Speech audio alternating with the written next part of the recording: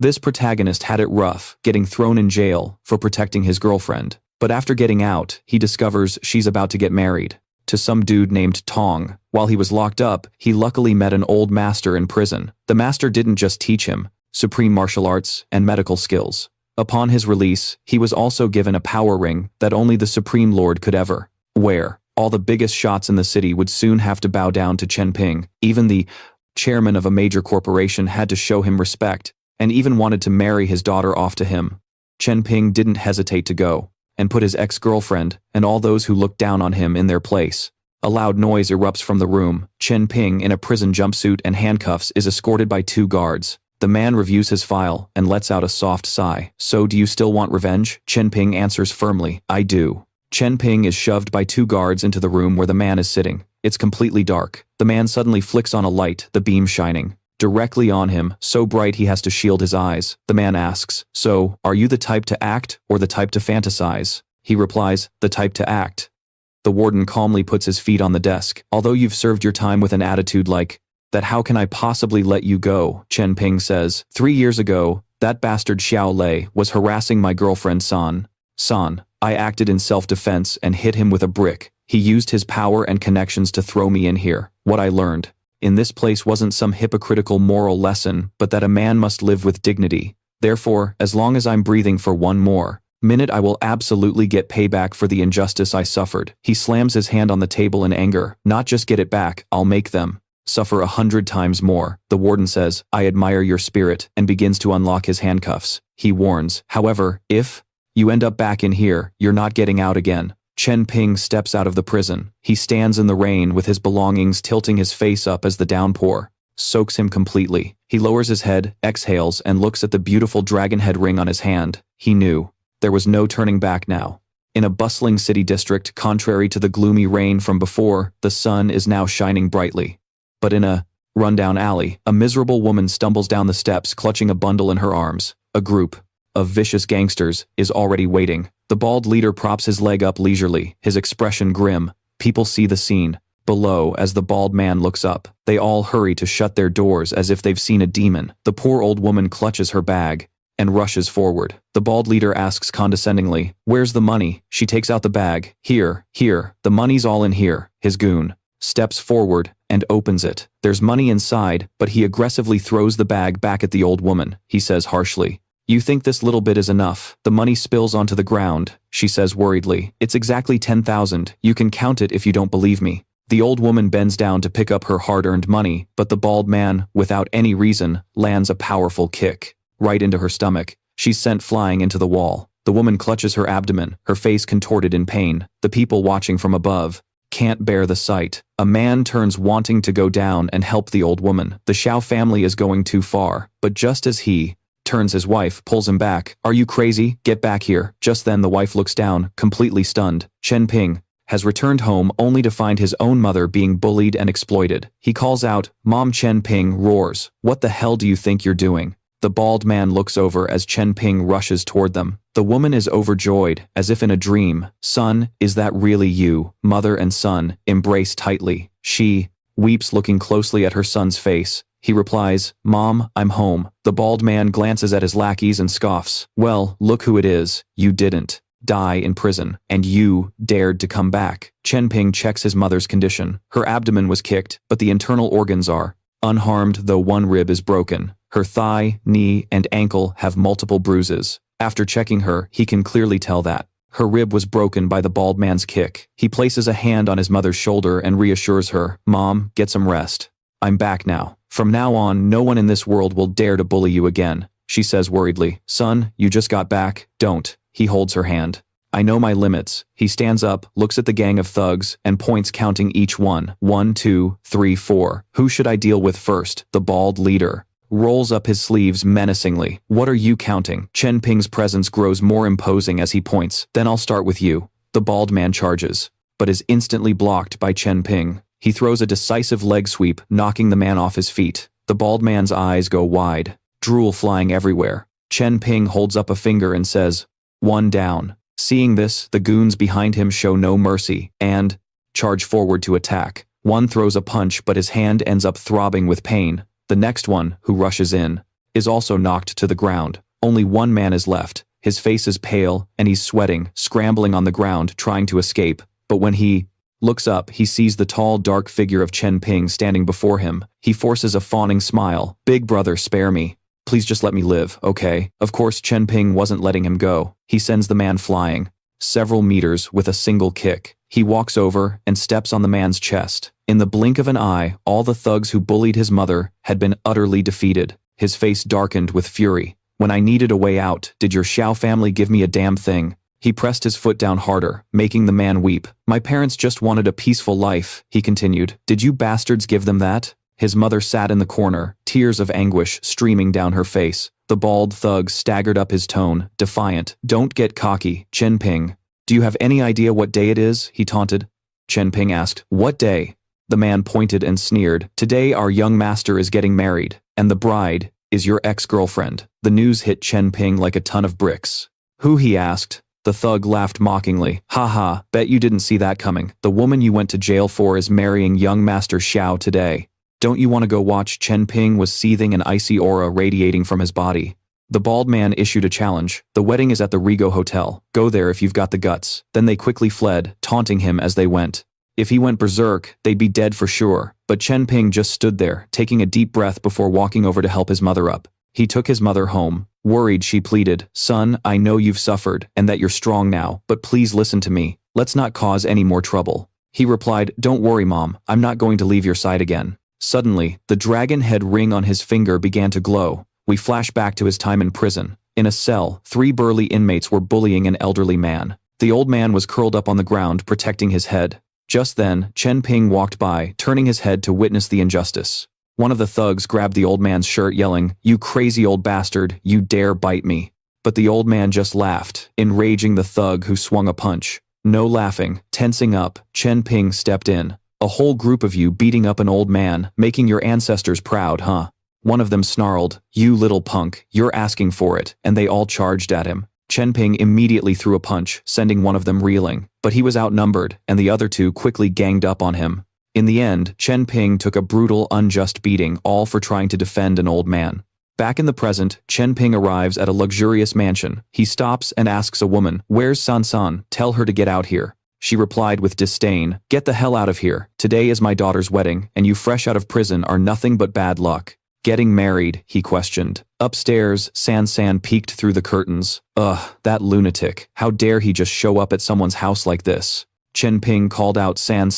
The girl finally came out. He had hoped that after getting out of prison they could talk things over like normal people. But instead she tried to drive him away. "Chen Ping, just go. From now on, don't ever come looking for me again. I've decided to marry Xiao Lei." What a cruel joke. He went to prison for her, only to get out and hear she's marrying the very man who put him there. Chen Ping asked, "Is this really your own decision?" San replied, "Yes. I want to live a wealthy life. A life you could never give me. You just got out of prison. You can't even take care of yourself, so how could you possibly support me?" Then San took out some cash. "For old time's sake, take these few hundred yuan and get by." Chen Ping slapped the money out of her hand, the bills scattering through the air. "You will regret this," he said. Just then, a car pulled up, and Xiao Lei stepped out. He walked over. Well, if it isn't Chen Ping." He looked at him with contempt. "Oh, that's right, I forgot you just got out today. What a coincidence. Why don't you come to my wedding with San? Are you broke? Don't worry, you don't need to bring a gift. You can just eat the leftovers. After all, it's at the Rego Plaza. If you don't show up, you'll probably never get another chance to eat there in your entire life." Chen Ping just laughed calmly. "Haha, Xiao Lei. I thought the first thing I'd do after getting out was settle the score with you. But I've just realized, there's no need to rush anymore. I'm going to take my time with you." With that, Chen Ping turned and walked away with an imposing air. Xiao Lei shouted arrogantly, "Chen Ping, you better watch yourself, or you'll be the one on your knees begging me." San urged Xiao Lei, "We're running out of time, let's just ignore that broke loser." Chen Ping retorted, "We'll see who's begging who." Night fell over the brightly lit city. The light turned green, and an impatient driver slammed on the gas. Just as it turned red, Chen Ping started to cross the street. The car slammed into him. The impact sent Chen Ping flying, tumbling through the air, before crashing hard onto the pavement. A girl rushed out of the car and ran over, scolding him. "What the hell are you doing? Do you have a death wish?" Chen Ping slowly opened his eyes and mumbled, "You." The girl grew nervous. From the car, a man's voice called out, "You Chi, that's enough. Check if the gentleman is all right." The girl offered him some money. "I'm sorry. Here's 10,000 as compensation." To Yu Chi's astonishment, Chen Ping stood up as if nothing happened. "You're not hurt? Are you trying to scam us?" She quickly turned away. "We're in a hurry to get to the hospital. We don't have time for this." Chen Ping glanced at the car and saw the man inside, clutching his chest in pain. Yu Chi rushed back to the car worriedly asking, "Dad, are you all right?" But her father was still concerned. "Yu Chi, that young man just now. You all right after that bump?" Tran Bin suddenly spoke up. "Forget the hospital. We won't make it in time." Vu Kai stopped furious. "What the hell do you mean?" "Spell it out for me," Tran Bin explained. "An old injury in his left lung has relapsed. In 5 minutes, he'll suffocate and die." "Can you get to a hospital in 5 minutes?"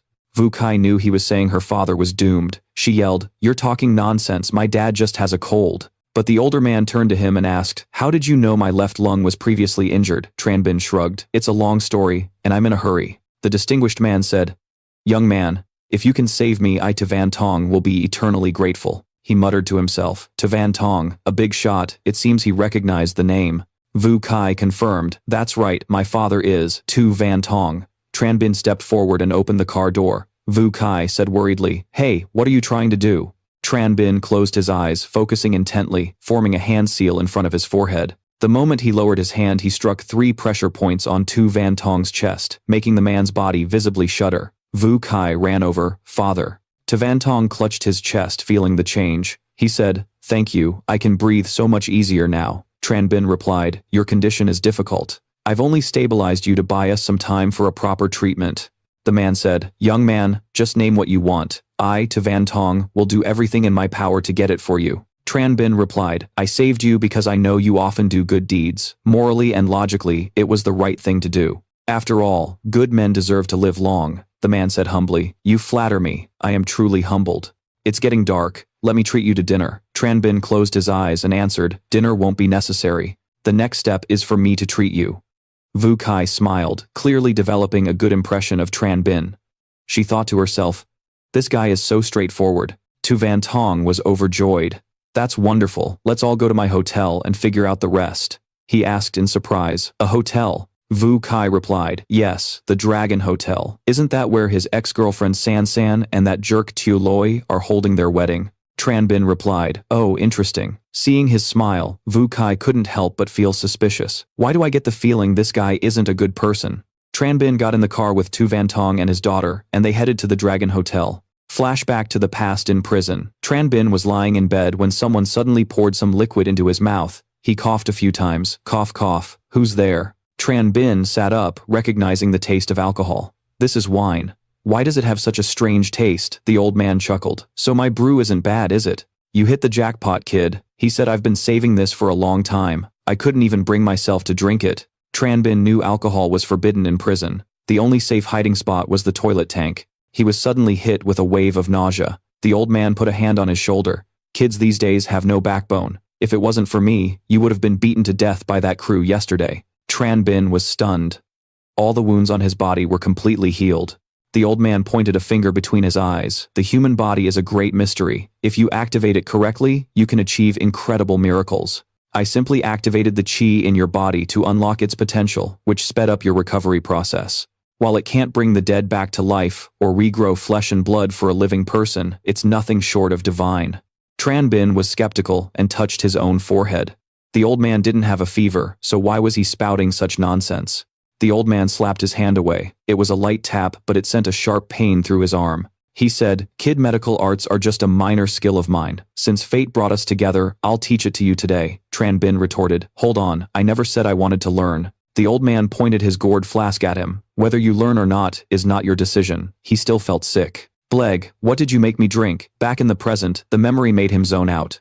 Tu Van Tong called out, young man, are you okay?" He replied, "I'm fine, I'll check Mr. Tu's pulse first." Tu Van Tong held out his arm cooperatively. "All right then, I'll leave it to you." He could clearly see a dangerous dark area had appeared on Tu Van Tong's chest. Seeing Tran Bin's serious expression, he asked nervously, "Young man, my injury." Suddenly, Tu Van Tong coughed up a mouthful of blood. Just then, Vu Kai arrived with a doctor. Seeing this, she couldn't help but suspect the worst. "Father, what did you do to my dad?" She rushed to push Tran Bin away and had the doctor examine her father. The doctor gave to Van Tong a pill. He said, "Miss Tu, I've used a Tamdan pill to protect Mr. Tu's heart meridian. He'll be stable for a short while." She turned to beg Dr. Tan, "You're the best doctor in Hongthon City. You have to cure my father." The doctor replied, "I'll have to check his pulse to know for sure." After Dr. Tan checked to Van Tong's pulse, he said, "It appears someone previously stimulated Mr. Tu's immune system. Although it gave him temporary relief, it has made his injury even worse."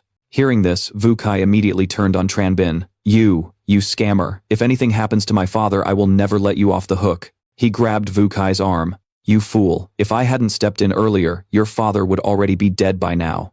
Stepping aside, she turned to the doctor. "Dr. Tan, you have to save my father, no matter the cost." He replied, "In that case, I'll have to use my exclusive acupuncture technique." Dr. Tan took out his needles and with experienced hands began inserting them one by one into various points on Su Wentong's face. Tran Bin warned, "If you keep this up, you'll kill him." But Su Yuqi refused to believe him. She tried to push him away. "Get the hell out of here, we don't need you," Tran Bin said. "I'll wait outside for 5 minutes. By then you'll know who can really save your father."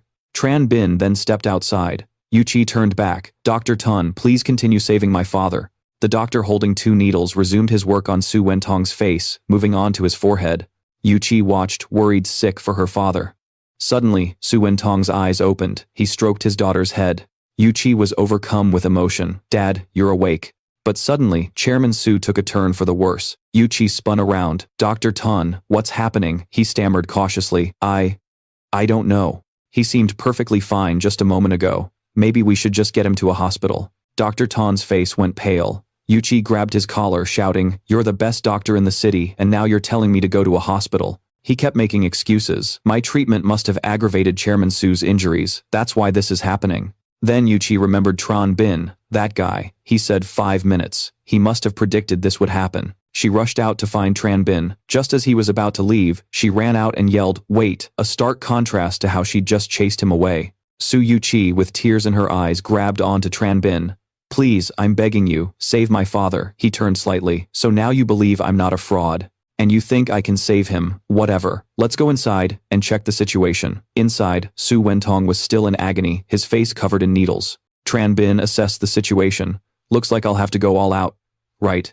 Do you have any silver needles?" Dr. Tan brought out the needles. Tran Bin said, "Not enough." The doctor was shocked. "There are over 30 needles here, and it's still not enough." Tran Bin explained, "He's critical now. To reactivate his life force, I need far more silver needles." Dr. Tan asked, "How many?" Tran Bin answered bluntly, 81. Dr. Tan scrambled. "Yes, I have them in my medical case. I'll go get them." The human body is a great mystery. Tran Bin closed his eyes, focused, and activated his power. The silver needles flew automatically, finding the pressure points on Chairman Su's body. His condition immediately stabilized. "It's a success," he said. The doctor stared, dumbfounded by the sight. It was simply miraculous. He grabbed Tran Bin and begged, "Divine Doctor, please take me as your disciple." Yuqi interrupted. "Dr. Tan, what are you doing? My father isn't even awake yet," the doctor said gravely. "Miss Su, the Divine Doctor just used the 9 Revolutions soul-returning needle, a long-lost art that can bring the dead back to life." Tran Bin asked, surprised. "You've heard of the 9 Revolutions soul-returning needle?" The doctor was a man of vast knowledge, but sadly, he'd never found a master to accept him and teach him the true techniques. He knelt and kowtowed before him. "Divine Doctor, my name is Tun Tung, Vice President of the Hongcheng Traditional Medicine Association. Please, Divine Doctor, accept me as your student." Tran Bin waved his hand dismissively. "We'll deal with you later. I'm not finished here." Tran Bin raised his hand, and a faint stream of energy appeared in his palm. He retrieved the silver needles, and a few seconds later, Su Wentong opened his eyes. What an ordeal. Yuqi ran to his side. "Dad, how are you feeling?" he replied. "Don't worry, I'm all right." He asked, "Was it you who saved me again, this time?" Tran Bin checked Su Wentong's pulse, and noticed the dark patch was still on his chest. He said, "Chairman Su, although I've saved your life, I haven't cured the root cause. At most, you only have 3 months to live." Su Wentong was terrified. "Who would want to die so soon? Sir, you are a man of great talent. Surely you have a way to save me." "I am willing to give up my entire fortune," Tran Bin replied. "That won't be necessary. My name is Tran Bin. Just call me by my name, Chairman Su." He handed Su Wentong a piece of paper. The chairman asked, "Is this my prescription?" Tran Bin replied, "No. All the ingredients on this list are needed.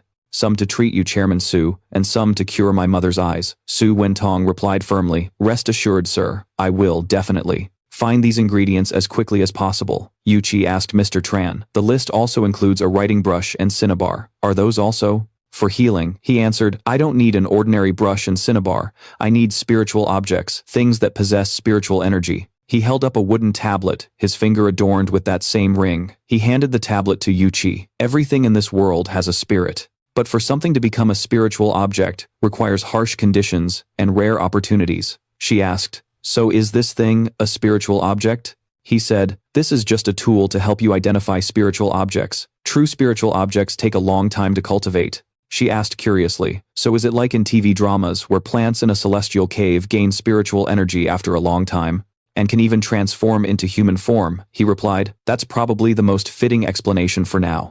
Although there are some differences, Miss Su's understanding is not wrong, Su Wentong sternly reminded Yuchi. Do not be impudent in front of Mr. Tran, Tranbin said. It's fine. I actually find Miss Su's straightforwardness quite charming. Su Yuchi smiled. Tranbin then continued his instructions. It's just that Chairman Su, your wound is not what it seems, as if it was caused by a normal person. CEO. Tu confessed that 10 years ago, a business rival hit him with a single palm strike. At first, he didn't notice anything wrong. Vu Kai asked Mr. Tran, what's really going on with my father? When Tran Bin didn't answer, she asked Mr. Tran, what are you doing? He counted under his breath, 3, 2, 1, then aimed his palm at the teapot.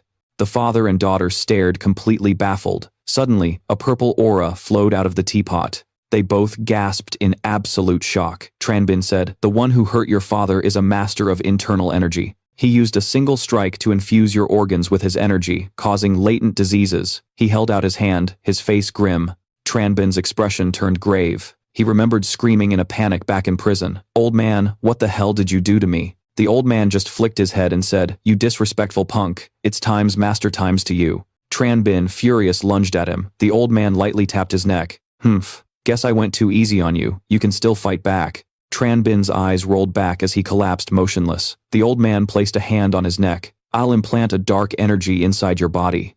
To get rid of it, you must master the Heart Condensation Art I taught you. Otherwise, that dark energy will cause you unbearable pain. After training for a while, he felt nothing. I tried it. It's not working, like you said. The old man replied, the Heart Condensation Art is a path to immortality. If it were that easy, the world would be filled with gods. You'll only succeed when you're pushed to your absolute limit. Tranbin's face went pale. And what if I fail? The old man glanced at him. The dark energy will destroy your meridians, turning you into a useless cripple. In this world, it's eat or be eaten. If you want to live with dignity, you must seize your own power. From then on, Tranbin trained relentlessly. For cultivators, following the path makes you mortal. Defying it makes you immortal. It's all up to you. Internal energy surged through him, slowly gathering in his chest. Just when he thought he'd succeeded, he suddenly coughed up blood and passed out cold.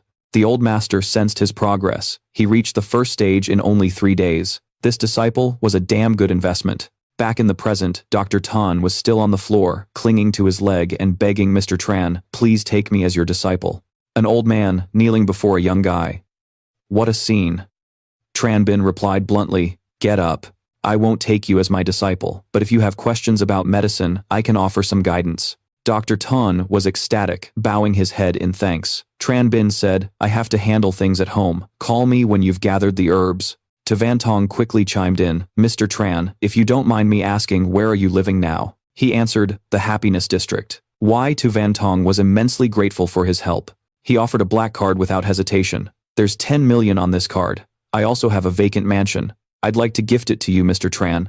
The card was for Dragon Bay. Tranbin knew exactly what that meant. Only the super rich live in Dragon Bay. CEO, to this gift is far too generous. If his neighborhood was the gutter, Dragon Bay was the heavens. To Van Tong pressed, don't tell me you think my life isn't worth at least this much. He figured if he didn't accept, the man would never be at ease. All right.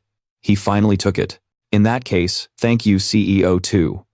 Just then, a loud noise erupted outside. Tu Van Tong told Vu Kai, go see what all that commotion is about. A man explained CEO, to the young master of the Xiao family, is getting married. They're holding the wedding banquet on the 2nd floor. It was Xiao Lei and Sansan's wedding. CEO 2 said politely, my apologies for the disturbance, Mr. Tran. He clasped his hands. Of course. A business has to serve all its customers. CEO, 2, I'll take my leave now. Just then, the bride and groom Xiao Lei and Sansan walked by hand in hand, and he came face to face with them. Xiao Lei spoke first. Tran Bin. I can't believe you actually had the guts to show up. Tran Bin clenched his fists. Xiao Lei sneered. What, you came here to mooch off the free food and drinks? San tugged his arm. Lei, it's almost time, just ignore him. San's mother chimed in from behind. You two head inside, don't be late. I'll deal with this piece of trash. She stepped forward, her voice dripping with scorn. You disgusting toad. You actually followed us all the way here. Meeting you was the worst thing that ever happened to my daughter. Now get lost before I have security throw you out. People started whispering. Look, another loser trying to punch above his weight. He should take a look in the mirror. Tran Bin was furious, but he kept his cool. He turned to leave, but Xiao Lei pointed. Stop him, you're not leaving this hotel today. I'm going to make you watch your ex-girlfriend marry me with your own 2 eyes. The 2 bodyguards blocked his path. He asked coldly, are you sure you want me at your wedding? Xiao Lei looked thrilled. That's right, I want you to see what happens when you cross me, Tran Bin smirked. Then, that's a real shame. About your wedding today. Model. You're not getting away with this. Xiao Lei burst out laughing. I'd love to see what you can do at my wedding. He ordered, take a few guys, and watch him. If he tries anything, you know what to do. The bodyguard replied firmly, rest assured, young master. I'll handle this. Chen Ping pushed the door open, and the guests inside were all stunned to see him. A woman spoke up. Isn't that Chen Ping? When did he get out of prison? They all shot him. Contemptuous looks. Chen Ping silently walked towards a chair and sat down. Unexpectedly, the woman sat right next to him. Seeing an old friend and not saying a word, she asked, did a few years in prison make you go mute? Fu Wei also sat down beside him, chiming in with the woman's mockery. He used to be the student council president, great character, top grades. But what a shame. He became a convict right after graduation. Fu Wei acted friendly, putting an arm around him. Chen Ping, we were roommates back in school. You just got out, so you probably don't have a job yet, right? I happen to know a guy in the sanitation department. The public restroom at the park nearby needs an attendant. Interested. It looked like a job offer. But the insult was so obvious, only a fool would miss it. The woman added after, Fu Wei, don't be ridiculous. The former student council president cleaning toilets, I think street sweeping is more his speed. Heh, she sneered. Hearing this, the crowd erupted in whispers. I heard that guy is the bride's ex-boyfriend, and he just got out of prison. He pissed off the young master of the Xiao family. Serves him right to be trampled on. The jokes had gone too far. Chen Ping was on edge. If you don't want to be carried out of here today, then you'd better shut your mouths for me. But Fu Wei pressed on. Ha, your girlfriend is marrying someone else. And you dare act all high and mighty in front of us. What the hell? For Chen Ping had had enough. He swung his hand and slapped Fu Wei clean across the face. Xiao Lei was furious. Chen Ping, a bald bodyguard, rushed out from the group. You punk, daring to cause trouble at the Xiao family wedding. Looks like you've got a death wish. Armed bodyguards rushed forward, but Chen Ping remained perfectly calm. He stomped his foot once, and all the attacking bodyguards were sent flying. Xiao Lei raged, you're all useless. Get out of my sight. An older man stepped forward. Layer, your opponent is a martial artist. Don't be rash. Just then, several members of the hotel security team entered. Who dares cause trouble in this hotel? At that moment, the floor above felt a distinct tremor. The vibration was caused by Chen Ping, making the floor shake. Su Wenzong asked, isn't the Xiao family holding a wedding? Why does it sound like they're demolishing my hotel? The man replied, Chairman Su, I heard someone is causing trouble at the Xiao's wedding. Word is, people have been injured. Su Wenzong was furious. Useless fools, letting someone cause a scene in my own hotel. Hurry up and send men over there. A worried Yu Qi stepped forward. Father, you've just recovered. You can't get angry. I'll go and smooth things over with those Xiao family members. The man reassured him. With Miss Su there, the Xiao family will definitely show her some respect. So Su Wenzong let his daughter handle it. Yu Qi left quickly. Meanwhile, the floor below was still in chaos. The security team moved in. Everybody, let's grab this troublemaker and throw him out of my hotel. But Old Master Xiao appeared. The Xiao family will handle this. He put a hand on the security chief's shoulder. All of you get lost. The man didn't argue. Scram. Fine, we're leaving. The hotel security team dispersed. As Old Master Xiao faced, Chen Ping Xiao Lei stepped forward aggressively. I don't want his limbs. An apology, father, I want his life. Chen Ping replied, I told you if I came to your wedding there would be no peace. Now do you believe me? An enraged Xiao Lei raised his fist. Chen Ping said, no matter how arrogant, trash is still trash. Chen Ping gently flicked Xiao Lei's fist away, but the simple motion sent a shock of pain through his hand. He trembled. His wrist had been shattered by a single light touch from Chen Ping. Xiao Lei collapsed, screaming in agony. Old Master Xiao frantically held his son. He was shaking with rage. You brat, you've just signed your own death warrant. Xiao Lei shrieked, Father. I want him dead. His father reassured him. Don't worry, this bastard isn't walking out that door today. Just then Su Yuqi arrived with her entourage. She spoke up, Uncle Xiao, what's happened here? Seeing her, Old Master Xiao pointed an accusing finger. He not only crashed the wedding, he injured liar. It's not that I don't respect the Su family today, but the Xiao family will be taking his life. When Yuqi saw Chen Ping, she asked Mr. Chen, why is it you? He replied, Miss Su. Old Master Xiao was shocked. What? His face darkened. Yuqi, you know this arrogant punk. She walked over to Chen Ping. Uncle Xiao, there must be some kind of misunderstanding. Mr. Chen is a master my father invited to treat his illness. Hearing this, San piped up. You're lying. This guy just got out of prison today. He's never studied medicine a day in his life. How could he suddenly be a doctor? Su Yuqi shot back. Whether Mr. Chen knows medicine or not is none of your business. San wasn't backing down. She sneered. None of my business. Back in college, we dated for several years. Every time I got sick, he was the one who took me to the hospital. If he knew anything about medicine, don't you think I would know? All right, old master, Xiao said. Young lady, I can have foreign experts come and treat your father's illness. He warned her, but it's best if you stay out of this. Old Master Xiao signaled, and his armed bodyguards immediately closed the door. Wu Qi stood defiantly in front of Tran Bin. No, you will not touch Mr. Tran. Old Master Xiao's patience wore thin. Little girl, he growled, if it weren't for Su Wentong, you'd already be dead along with that punk. He clenched his fist. This is your last chance. Get out of my way. But Wu Qi refused to budge. Seeing this, he showed no mercy and lunged. Just as his hand was about to strike her, Tran Bin moved. He caught the old man's wrist with just 2 fingers. Hitting a woman is not a good look. Pain shot through Old Master Xiao's hand. Furious, he screamed, get him for me, kill this punk. The reward is 1 million. The bodyguards, armed with knives and hammers, charged. Tran Bin stood his ground, shielding Wu Qi. As the thugs closed in, the sharp tap of a cane echoed. Su Wentong had arrived. I'd like to see who dares make a move. The men froze instantly, all eyes on Su Wentong. Old Master Xiao spoke up. President Su, what perfect timing. Take your daughter and leave. Nobody can save this kid today. Su Wentong ignored him, turning to Tran Bin. Mr. Tran, my apologies for this disturbance. Tran Bin replied, don't mention it, President Su. They're just the insignificant Xiao family. They can't do anything to me. Their exchange completely enraged Old Master Xiao. He slammed the table over. You, Su, he roared, trembling with rage. So, you're determined to cross me today, is that it? Su Wentong stood firm. Today I'm protecting Mr. Tran. Let's see who has the guts to touch him. Old Master Xiao sneered. You're forcing my hand. Su Wentong, you are going to regret this. Have you forgotten that Tiger Master of Ju Yi Hall owes our family a favor? At the name Ju Yi Hall, a ripple of fear went through the room. Ju Yi Hall, aren't they the most powerful organization in Hongcheng?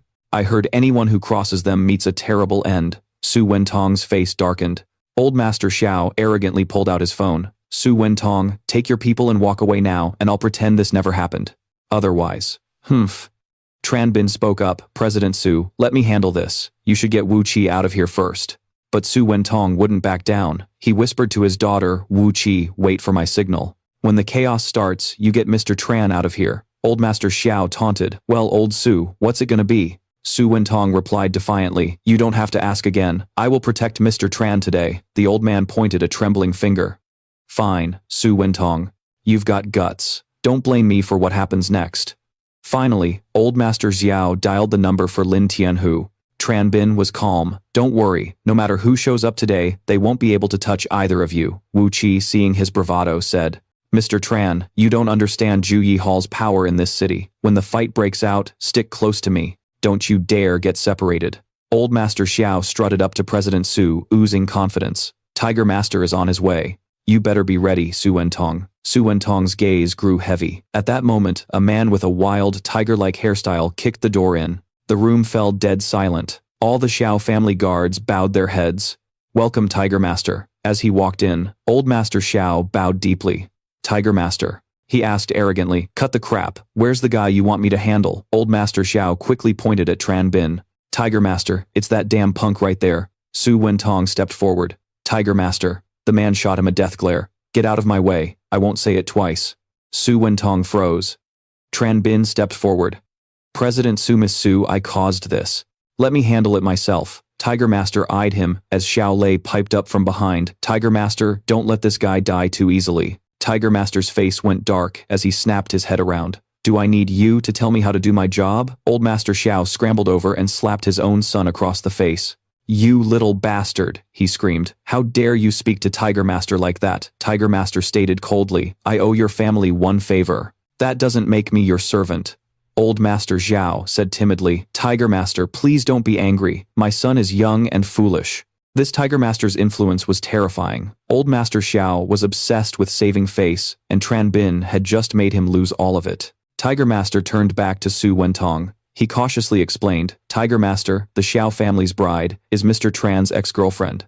There's some bad blood between them. I'm just asking you to please go easy on him. Hearing this, Tiger Master roared with laughter. You two families are raising hell over something so pathetic. But he said, at the end of the day, the kid did offend the Xiao family. Let him atone for his actions. And we can call this matter closed. Su Wentong opened his mouth to protest but froze when he saw the deadly serious look on Tiger Master's face. He was stunned into silence. Tran Bin stated flatly, the Xiao family is not worthy of my apology. Wu Qi pleaded Mr. Tran. Just apologize to Tiger Master. One of the goons lunged forward shouting, you dare talk back to the boss, die. Tran Bin dodged effortlessly. As he raised his hand to block the ring, on his finger flashed in the light, catching Tiger Master's eye. He instantly kicked his own man away. Who the hell told you to move? You guys stand down. Let me handle this. Suddenly, Tiger Lord did a complete 180. He bowed cautiously. Mr. Chen, my men were ignorant. I have offended you. He asked, aren't you going to make me apologize anymore? Tiger Lord said, how would I dare ask Mr. Chen to apologize?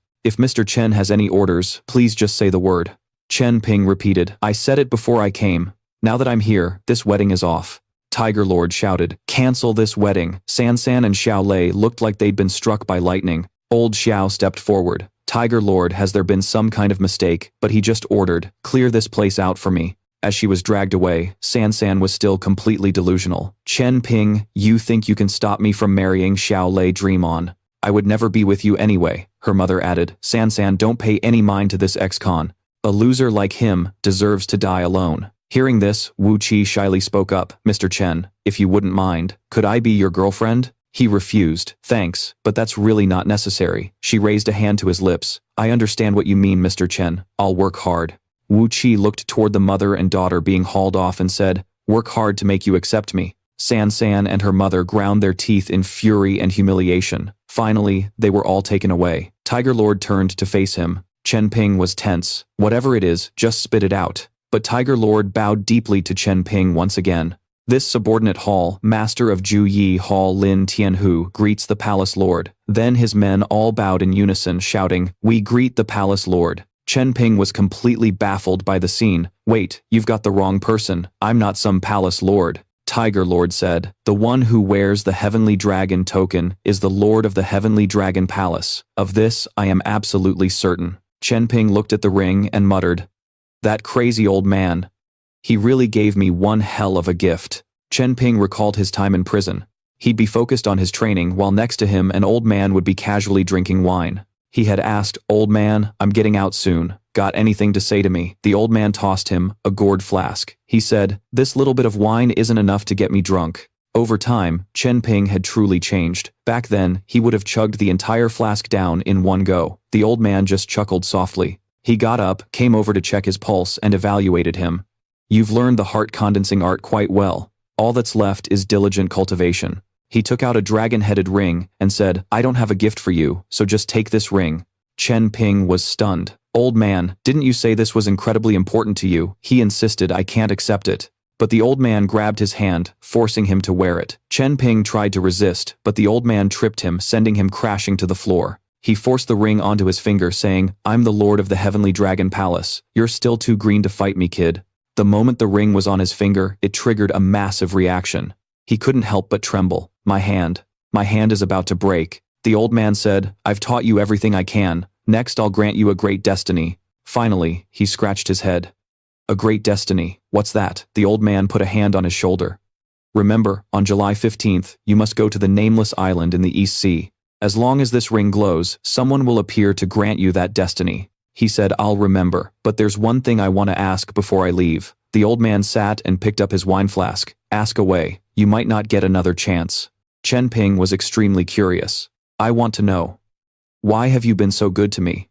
The old man took a swig of wine and said nonchalantly, Heh, if you want to know, go find the answer yourself on the island on July 15th. Back in the present, looking at the men kneeling before him, he scratched his head and explained, You guys really have the wrong person. Some old man just gave me this ring. Tiger Lord said, Mr. Chen, now that the heavenly dragon token is in your possession, you are our palace, Lord. He asked, So the Ju Yi Hall is a branch of the heavenly dragon palace. He replied, That's right. The Heavenly Dragon Palace has a total of 13 halls with branches all over the world. However, because the branches and halls don't interact, very few people know the Heavenly Dragon Palace even exists. Chen Ping said, Anything related to the Heavenly Dragon Palace. I don't want any outsiders to know. Tiger Lord replied, Rest assured, Palace Lord, I will arrange everything perfectly. Meanwhile, Wu Qi was massaging her father. She asked, Father, are you feeling any better? Su Wenzong replied, It's just my old ailments. But Wu Qi, were you serious about what you said to Mr. Chen earlier? That confession of yours?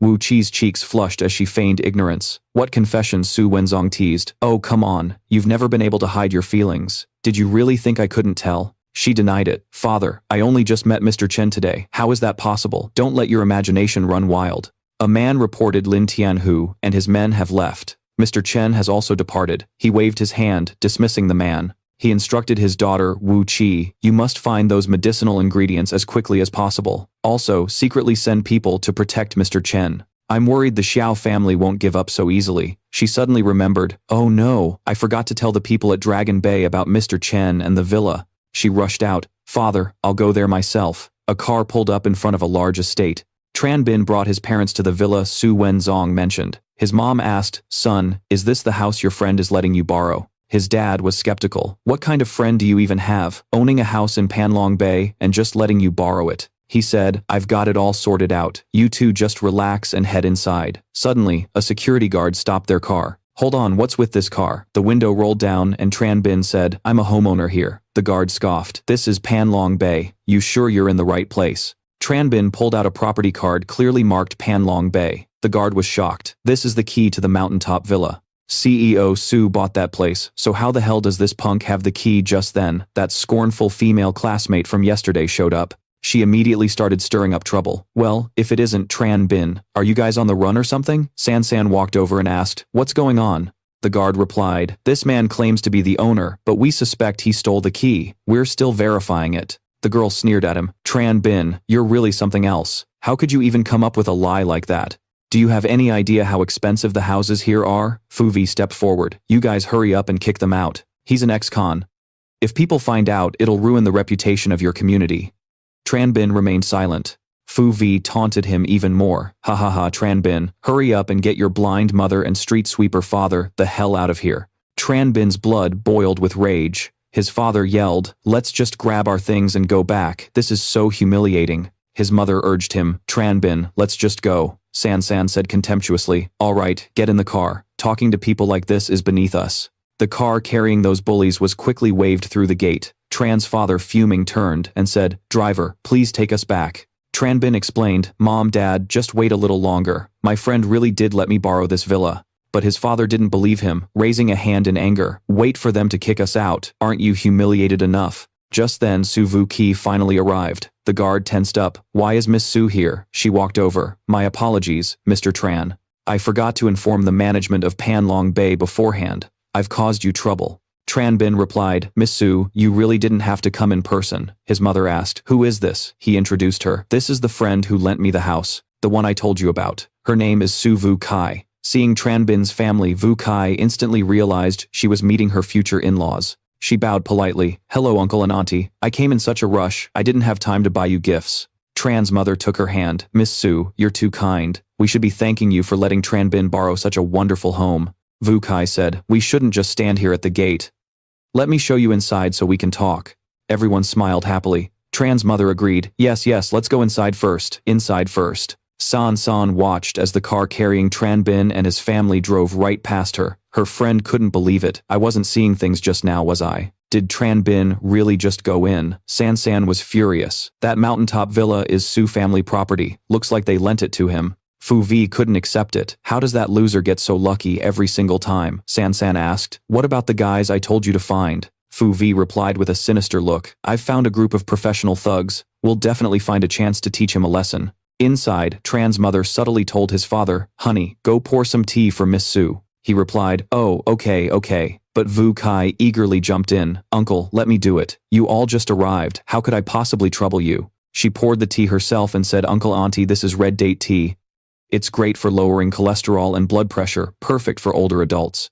Tran's mother smiled. Although my eyes aren't good, just from hearing Miss Su's voice, I can tell you must be a beautiful girl with a very kind heart. Vu Kai replied shyly. Auntie, my personality isn't as good as you think. Tran Bin has even scolded me for it before. It sounded like she was playfully tattling on him. Hearing this, Tran's mother pulled her son's ear. This hot-headed kid is just like his father. Miss Su, if he ever gets angry with you again, you tell me and I'll deal with him. Tran Bin rubbed his ear.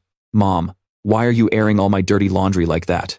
Tran's mother seemed to get the hint. She nudged his father towards the door. Well then, you two talk. Your father and I will go for a little walk, to get familiar with the neighborhood. Tran Bin scratched his head and stammered, Miss Su. She blushed. Stop calling me Miss Su, just call me Vu Kai. Tran Bin's face also turned a little red.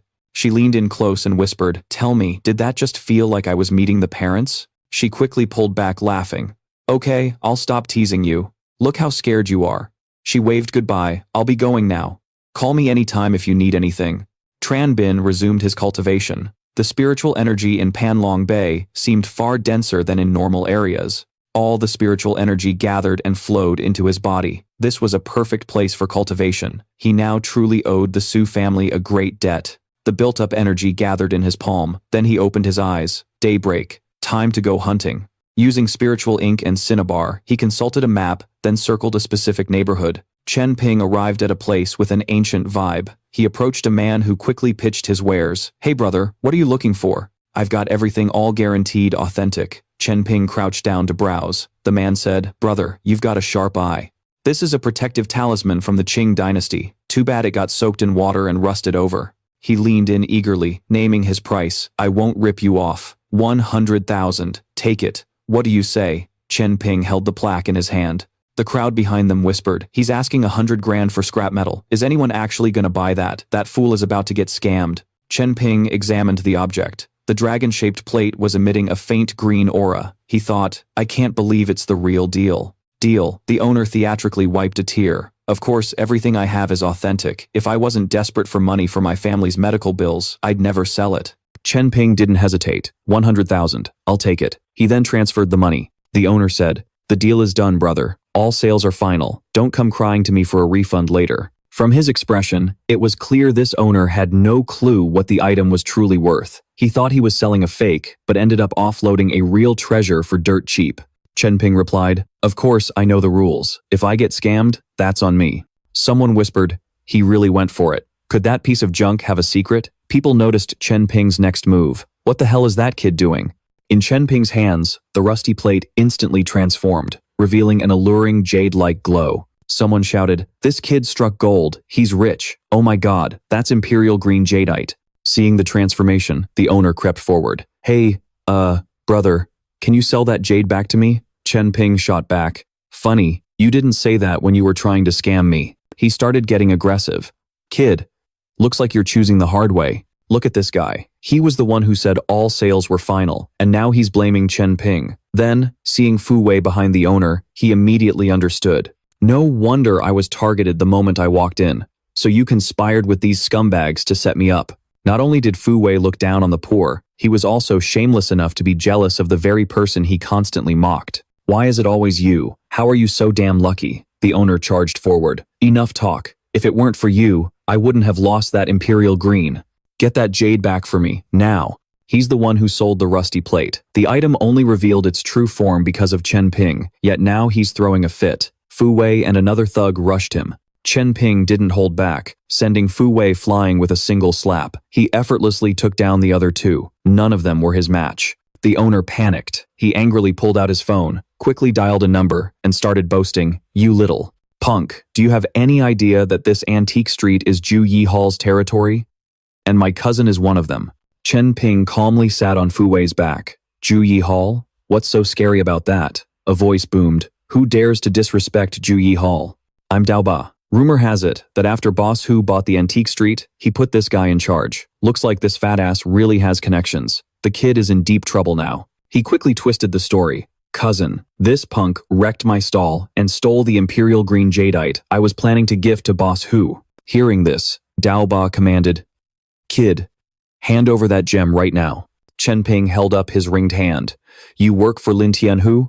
Then do you recognize this ring?" Dao Ba didn't seem to recognize it. "What's so special about some old ring? I suggest you hand over the gem before you get hurt." Chen Ping raised his voice. "It seems you don't. In that case, get Lin Tianhu here, and I'll give it to him personally." Dao Ba yelled, "You got a death wish?" Suddenly, he froze, completely unable to move. Even Dao Ba himself was shocked. Chen Ping said, "If you won't call him, I will." Facing a master, Dao Ba had no choice but to pull out his phone and call Boss Hu himself. "Boss Hu, someone's causing trouble at the antique street. Seems like he knows you." Boss Hu asked from the other end. "Who? What's his name?" Dao Ba replied, "I don't know, but he's wearing a ring. It has a dragon on it with the character for command." From that description, Boss Hu knew it had to be Hall Master Chen Ping. Furious, he quickly instructed Dao Ba, "You absolutely must treat him with the utmost respect. Wait for me to get there. You hear me? If anything happens to him, you're dead." And with that, Boss Hu hung up.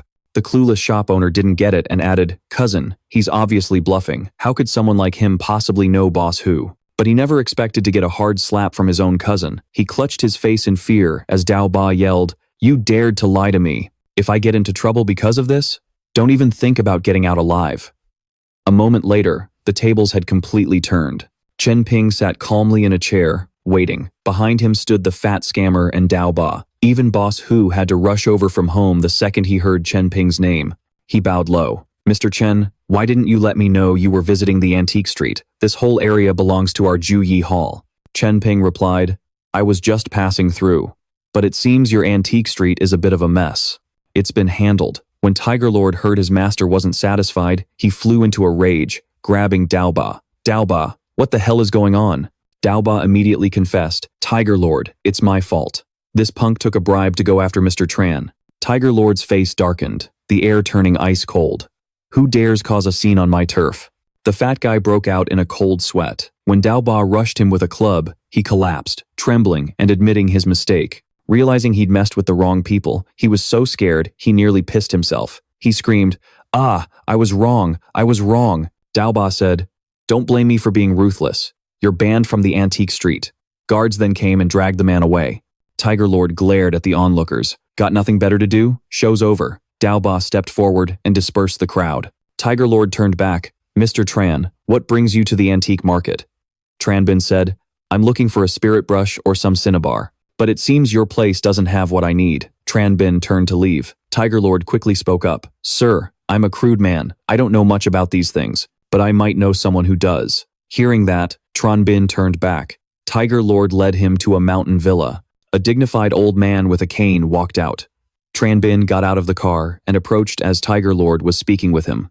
The old man said, "Tiger Lord, your presence is a true honor." But Tiger Lord seemed surprisingly timid in front of this man.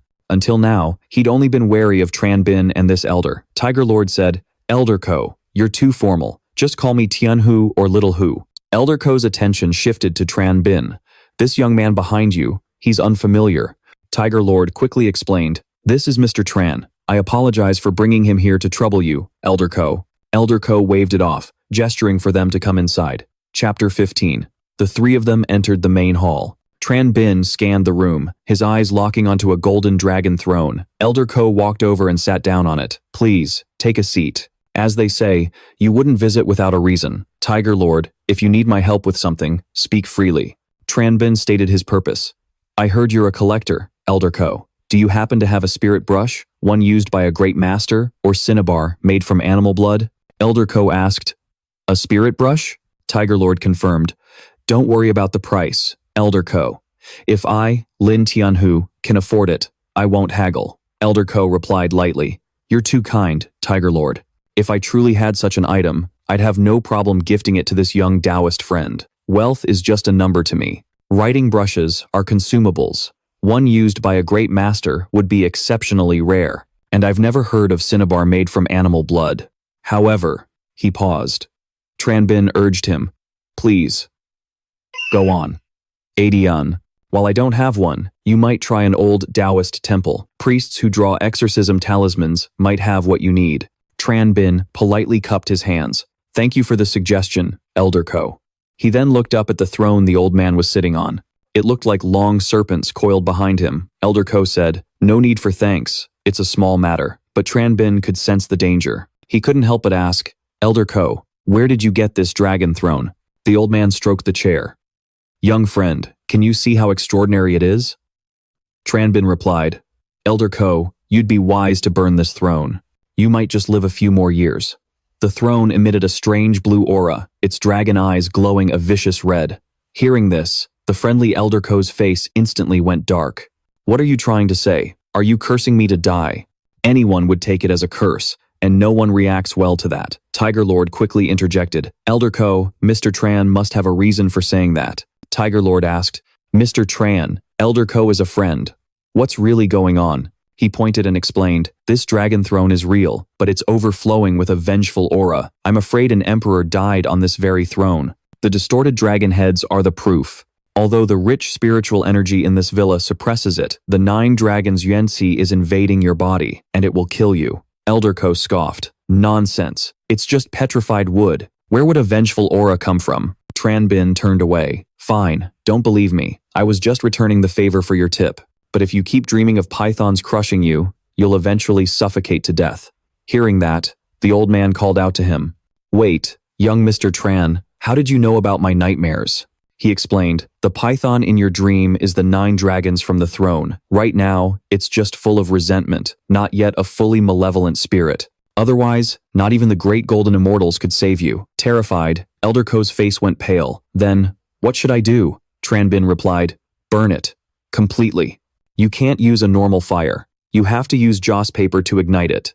Elder Ko hesitated at the thought. Sir, is there another way? Tran Bin smirked. So, you don't think I'm a fraud anymore? Elder Ko said, Sir, your abilities are astonishing. It was I who had eyes but failed to see Mount Tai. Tiger Lord added, Mr. Tran, Elder Ko meant no offense. We might need his help down the road. He replied, Fine, I'll help you destroy the vengeful aura. Tran Bin faced 9 of these wraith dragons alone. He raised a finger. Mere wisps of malice formed into dragons. And you dare to run wild here? A beam of light pierced the resentful energy. Tran Bin closed his eyes and exhaled as the shockwave hit Old Gu. He broke out in a cold sweat, but his body soon returned to normal. He said, Thank you for saving my life, sir. Tran Bin modestly raised a hand. It was nothing, just doing what was necessary. Old Gu said, Today was too rushed. Tomorrow, I will host a grand banquet at the Royal Hotel. And I'll invite all the big shots in Hongcheng to attend. I must introduce Mr. Tran to everyone. Hu Jia quickly chimed in. Then, on behalf of Mr. Tran, thank you for your kindness. With your introduction, it'll be much easier for Mr. Tran to operate in Hongcheng. Tran Bin said, with a profound look. You're too kind, Old Gu. On the way back, sitting in the car, Hu Jia spoke. I may have been a bit presumptuous back there. I hope you don't mind. Tran Bin asked. Aren't you guys at Ju Yi Hall supposed to be the kingpins of Hongcheng? Is there something you can't handle? Hu Jia replied. That's just an exaggeration by regular folks. Not to mention, in Hongcheng, the Red Dragon Gang always clashes with us, especially their leader, Feng Si-hai. He's been practicing Qigong like a madman lately. I'm afraid I'm no longer his match. Tran Bin replied. All right, I get what you're saying.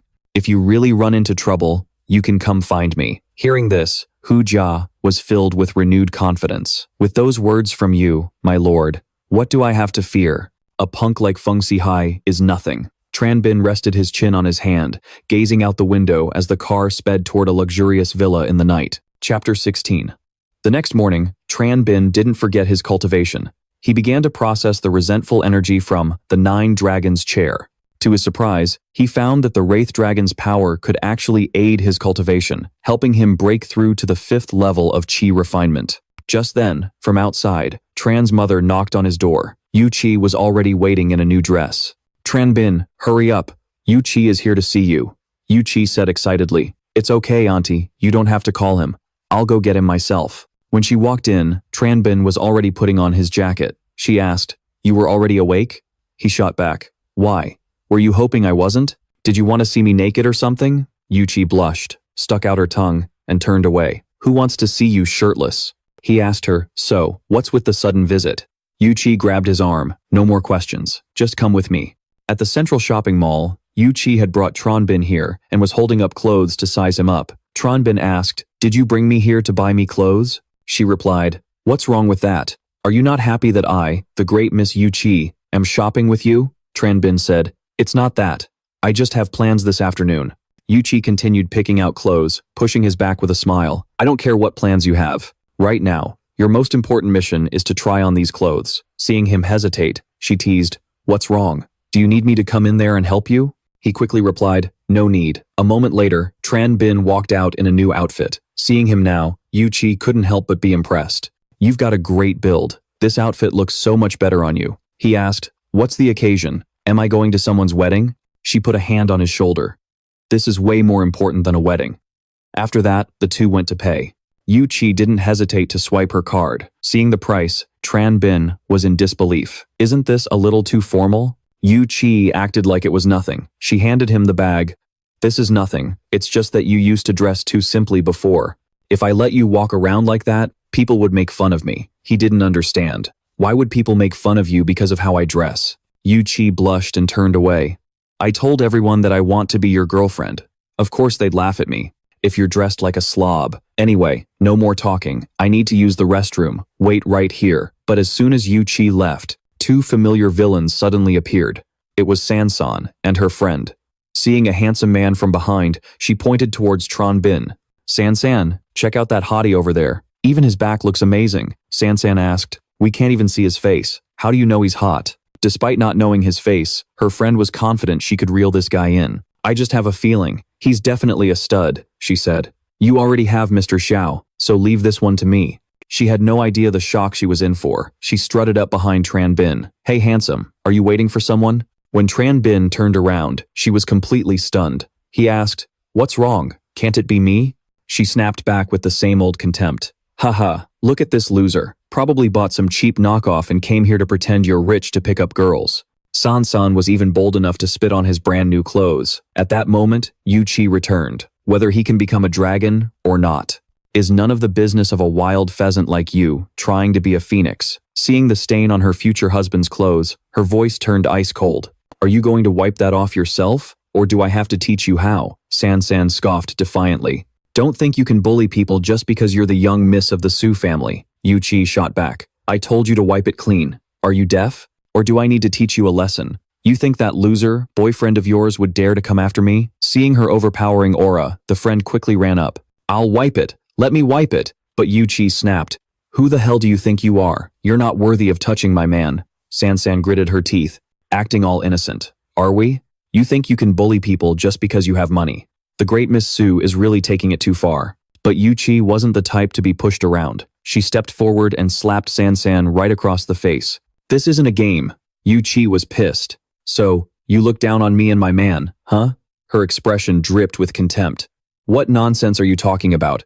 I told you to wipe it. Sansan was fuming but helpless. Just as she stepped forward, Chen Ping took out his own handkerchief and wiped the spit himself. He said coldly, I'm afraid your hand would dirty my clothes. She frowned, only managing to choke out a single word, you. Chen Ping was done with her and pulled Yu Qi away. One side of Sansan's face burned red as she trembled with rage. That bastard Chen Ping, I swear I'll make you pay. Chapter 17. Chen Ping and Yu Qi walked out to the parking lot. He was stunned by the scene earlier. Why were you so aggressive all of a sudden? That didn't seem to fit her status as the eldest daughter of the Su family. Yu Qi replied, I just couldn't stand that smug, arrogant look on her face. She asked him worriedly, I didn't scare you, did I? No matter how tough she acted, she was still worried about her image in front of her boyfriend. He replied, not at all. In fact, I thought you looked pretty hot back there. He scratched his head. But can you tell me now where we're going, all dressed up like this? She said, Old Gu is hosting a huge banquet at our hotel tonight. He invited all the top figures in Hongqing. I'm taking you to see how the other half lives. Seeing his smile, Yuchi puffed out her cheeks. What are you laughing at? If this party wasn't at my family's hotel, I wouldn't be able to get you in. Do you have any idea how many people are dying for an invitation? Chen Ping replied, well, since it's a kind gesture from the great Miss Su, I couldn't possibly refuse. I'll be on my best behavior. She opened the car door. Glad to hear it. What are you still standing there for? Get in.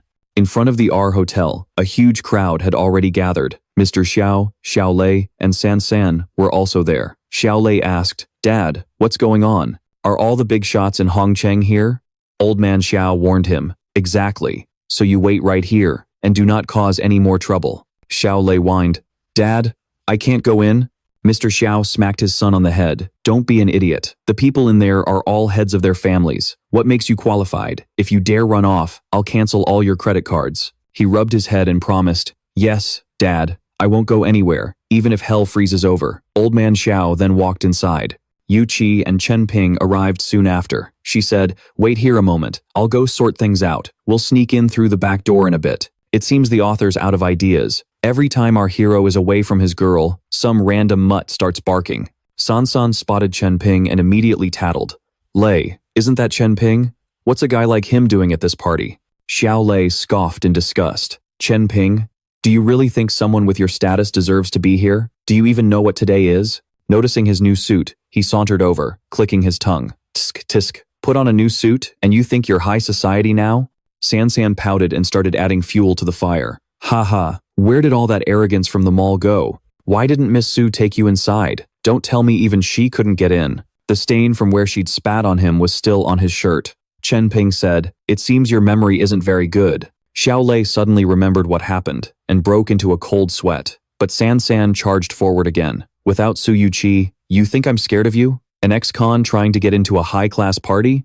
That's hilarious. Hearing this, people nearby began to whisper, Who is this guy? I don't recognize him. Maybe he's from out of town? Xiao Lei pointed and announced, This guy is my girlfriend's ex. He freeloaded for 3 years until I threw him in prison. He just got out 2 days ago. Chen Ping was silent, his face darkening. San San shouted, Chen Ping, you've got some serious nerve, still daring to show your face here. Just then, Yuchi returned.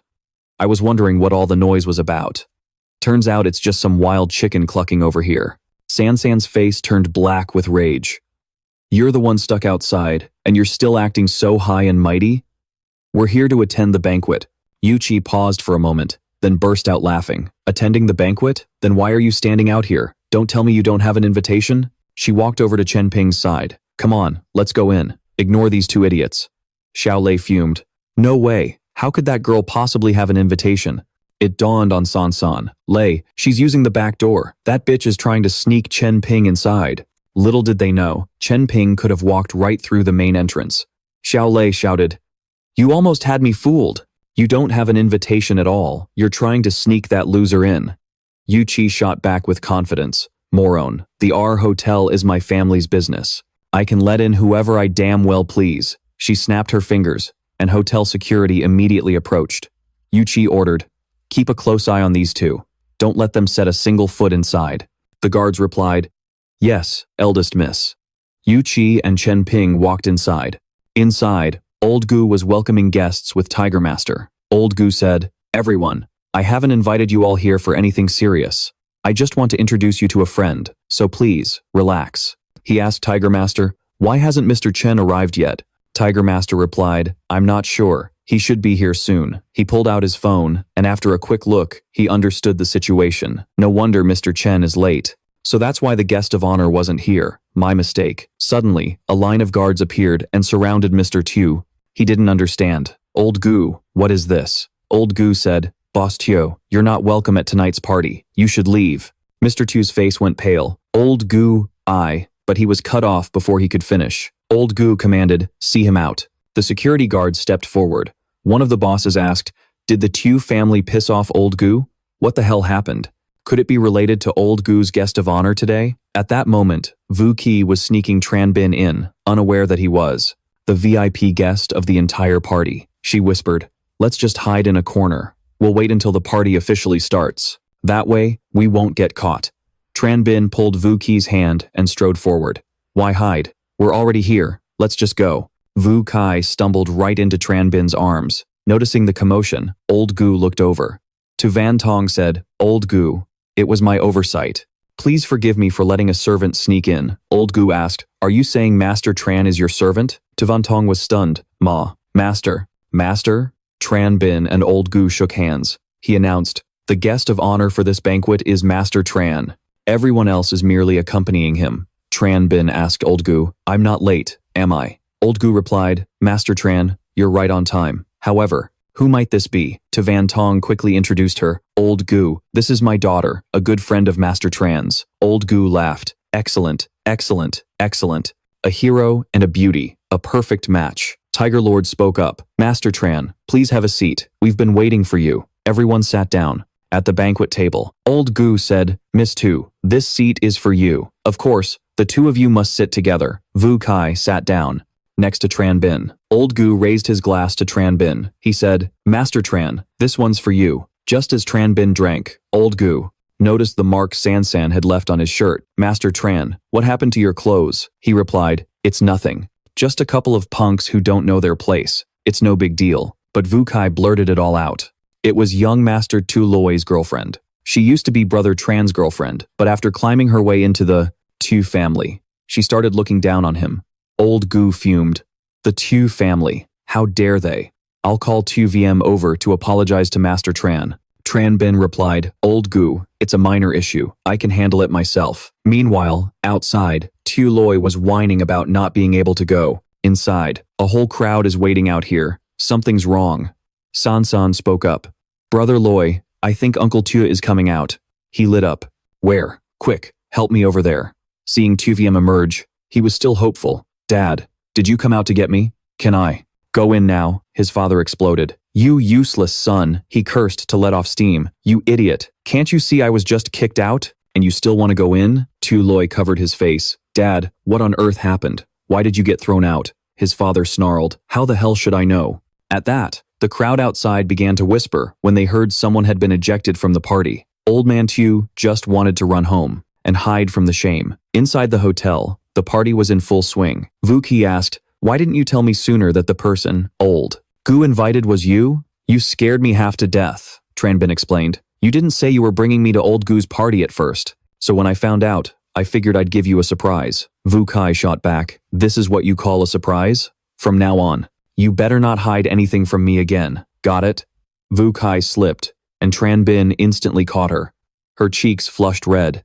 You could say that love was blooming fiercely. With Tran Bin and Vu Ki both blushing, she closed her eyes, imagining the sweet moment that would follow. Tran Bin suddenly said, "You've got something on your face." She turned away, jerk. "I'm not talking to you anymore." Tu Van Tong asked, "Master Tran, have you thought about your future plans? Like starting a company?" He answered, "Not interested." Tu Van Tong forced a laugh. "Well, that's fine too. Vu Kai has a knack for business. It's enough for the company to have her. Look at him, already trying to marry off his daughter." Suddenly, the doors were kicked open, and a mob of men with clubs stormed in. The man behind Old Gu stood up, grabbing a blade and stepping forward to protect him. Tu Van Tong panicked. "Security! Where the hell did all the security guards go?" A man stepped forward. "CEO, don't bother yelling. None of your men are getting in today." Everyone was stunned. Only Tran Bin looked on with a cold gaze. The man with split blue and white hair and a gold chain was Fung Tu Hai. Tu Van Tong spoke up. "Fung Tu Hai, don't you know Old Gu is hosting a party here? How dare you bring your men to cause a scene?" He clasped his hands and said, "Old Gu, my apologies for the intrusion. I'm only here today for Lam Thien Ho." Old Gu sneered. "Humph, I don't care who you're here for. Do you think you can just crash my party whenever you want?" Fung Tu Hai replied. "Old Gu, I don't want to make an enemy of you, but I have no intention of letting Lam Thien Ho go. An opportunity like this is too rare." Old Gu slammed the table. "Fung Tu Hai, are you looking for a death wish?" Tiger Lord stepped up. "A real man takes responsibility for his actions." "Fung Tu Hai, bring it on. I'll take whatever you've got." The thug sneered. "You've got guts. Today, I'll deal with you first, then I'll swallow your Tungia Hall whole. From now on, Hongdan City will only have one martial arts club. The Shich Long Gang." Old Gu roared. "Insolent fool." The man behind him leaped forward. "Fung Tu Hai, you dare Disrespect me too? You're digging your own grave. Seeing him, the thug replied, Duong Long, when it comes to fighting skills, we're evenly matched. Don't forget. I've still got dozens of men, Tang Long declared. We'll see who wins after we fight. He then gripped his blade and charged. Feng Sihai said, Old Gu, I didn't want to fight you, but since you're forcing my hand, don't blame me for wiping you all out. No one is leaving this place alive today. Old Gu was so furious, he could barely speak. You. As Feng Sihai and Tang Long faced off, a powerful aura filled the room. Tiger Lord also jumped into the fray. Old Gu, thanks for the kind thought. But today, he and I are settling this for good. Tiger Lord lunged at Feng Sihai, but after one punch, he was sent flying back. He was in total disbelief. That bastard Feng Sihai just taunted him. Lin Tianhu, did you forget to eat? Why is there no power in your punch? Put some muscle into it. Enraged, Tiger Lord grabbed a chair and swung it at Feng Sihai, but the chair shattered into pieces before it even touched him. The man boasted, my hard qigong technique is already perfected. He gestured dismissively at Lin Tianhu. You're just too weak for me. Now, it's my turn. Feng Sihai then launched a powerful kick. Even though Lin Tianhu defended himself, he was still sent flying, crashing painfully into the furniture. Seeing this, Chen Ping frowned. Just as he was about to step in for Tiger Lord, Wu Qi grabbed him from behind. Don't go. That guy looks vicious. I don't want you to get hurt. Old Gu couldn't take it anymore and coldly ordered, Tang Long, teach him a lesson. Tang Long hurled his blade, embedding it in the floor. He then vaulted forward to punch Feng Sihai, but the man dodged every move. Old Gu, you're forcing me to do this. Tang Long yelled. Enough talk, take this. As he brought his blade down, Feng Sihai dodged with ease. Tang Long followed up with a kick, but Feng Sihai effortlessly blocked it. If that's how it is, I'm not holding back. But Tang Long was sent flying. Unwilling to give up, he prepared for a death match. One of us dies today. Chen Ping stepped between them. Stop. You're no match for him. If you keep fighting, you'll only get hurt. Leave him to me. Tang Long was skeptical. You? With that frail body? I could send you flying with a single slap. Shut your mouth, you bastard, Old Gu roared. How dare you disrespect Master Chen? Even Wu Qi didn't have faith in him. She said worriedly, Chen Ping, please don't. Even Lin Tianhu was no match for him. You're just a doctor. How could you possibly beat him? Chen Ping patted her head. Don't worry. I know what I'm doing. Besides, if I don't show off a little, how can I be worthy of a great lady like you? Wu Qi hugged him tightly. I don't care about any of that. I just don't want to see you in danger. Tang Long snapped. Get back. Fists have no eyes. This isn't the time to play hero. She asked Chen Ping, why do you look so upset? Chen Ping replied, this Tang Long is no match for Feng Sihai. Why won't he listen to reason? Tang Long charged again. Feng Sihai, I may die today, but I will never admit defeat. Feng Sihai easily sent him flying with a kick, but he refused to give up. Storm Fist. Seeing his opponent's determination, Feng Sihai decided to get serious. Looks like you won't quit until I use my ultimate move. Fine. As Tang Long flew toward him screaming, die, Feng Sihai just smirked. This is it. Feng Sihai blocked Tang Long's punch, then sent him flying several meters with a palm strike. Tang Long used to be his equal, but that was clearly no longer the case. Both Su Wenzong and Old Gu were utterly stunned. Tang Long asked, who the hell did you learn your hard qigong from? Feng Sihai answered smugly, Ye Feng Chun. How about it? Recognize the name? Tang Long closed his eyes. So, you're a prized student of Grandmaster Ye. I have lost. Chen Ping asked, who is this Grandmaster? Tiger Lord replied, Master Chen, Ye Feng Chun is a legend in ancient martial arts. No one knows his true strength. They say he can injure people with just a plucked leaf. Chen Ping took out a needle. Injure someone with a leaf? You mean, like this? Feng Sihai's body immediately froze. An acupuncture needle was sticking out of his arm. He snapped, who was that? Who ambushed me? Chen Ping stepped forward. That was me. Seeing him, Feng Sihai sneered. With your skills? Wu Qi ran over. Chen Ping, don't be reckless. He's just bluffing. Tiger Lord stopped her. Miss Su, Master Chen will be fine. You don't need to worry. Feng Sihai strode forward. Kid, playing the hero comes with a price. You think a weakling like you can protect Lin Tianhu? Chen Ping let out a yawn. You talk too much. Hurry up and make your move. I'm a busy man. When Feng Sihai threw his punch, it slammed into an invisible barrier around Chen Ping. Not only did it fail to break through, but it also injured Feng Sihai's hand. He screamed in pain. Feng Sihai demanded, who the hell are you? How do you also know my master's secret hard qigong technique? Chen Ping stated flatly. Stop guessing. I don't belong to any school. Besides, this isn't hard qigong. He raised his hand. This is Fury Aura. Your so-called hard qigong is nothing but a cheap trick. Feng Sihai was struck and fell flat on his back. His men helped him up. He said, Brother, may I have your name? I, Feng Sihai, will return another day for another lesson. The name's Chen Ping. You can come find me for revenge anytime, and if you're not satisfied, you can bring your master along too. Tiger Lord warned, Master Chen, you can't let a tiger back into the mountains. Chen Ping replied, Say no more. I have my own plans. Feng Sihai finally backed down. Fine, I'll remember this. This isn't over. Let's go. The large crowd quickly dispersed. Everyone who witnessed Tran Bin's fight couldn't help but be amazed. For someone so young to have the power to suppress the Red Dragon Gang, Mr. Tran's future is limitless. Mr. Tran is truly skilled. Today was a real eye-opener. He's a young hero, no doubt.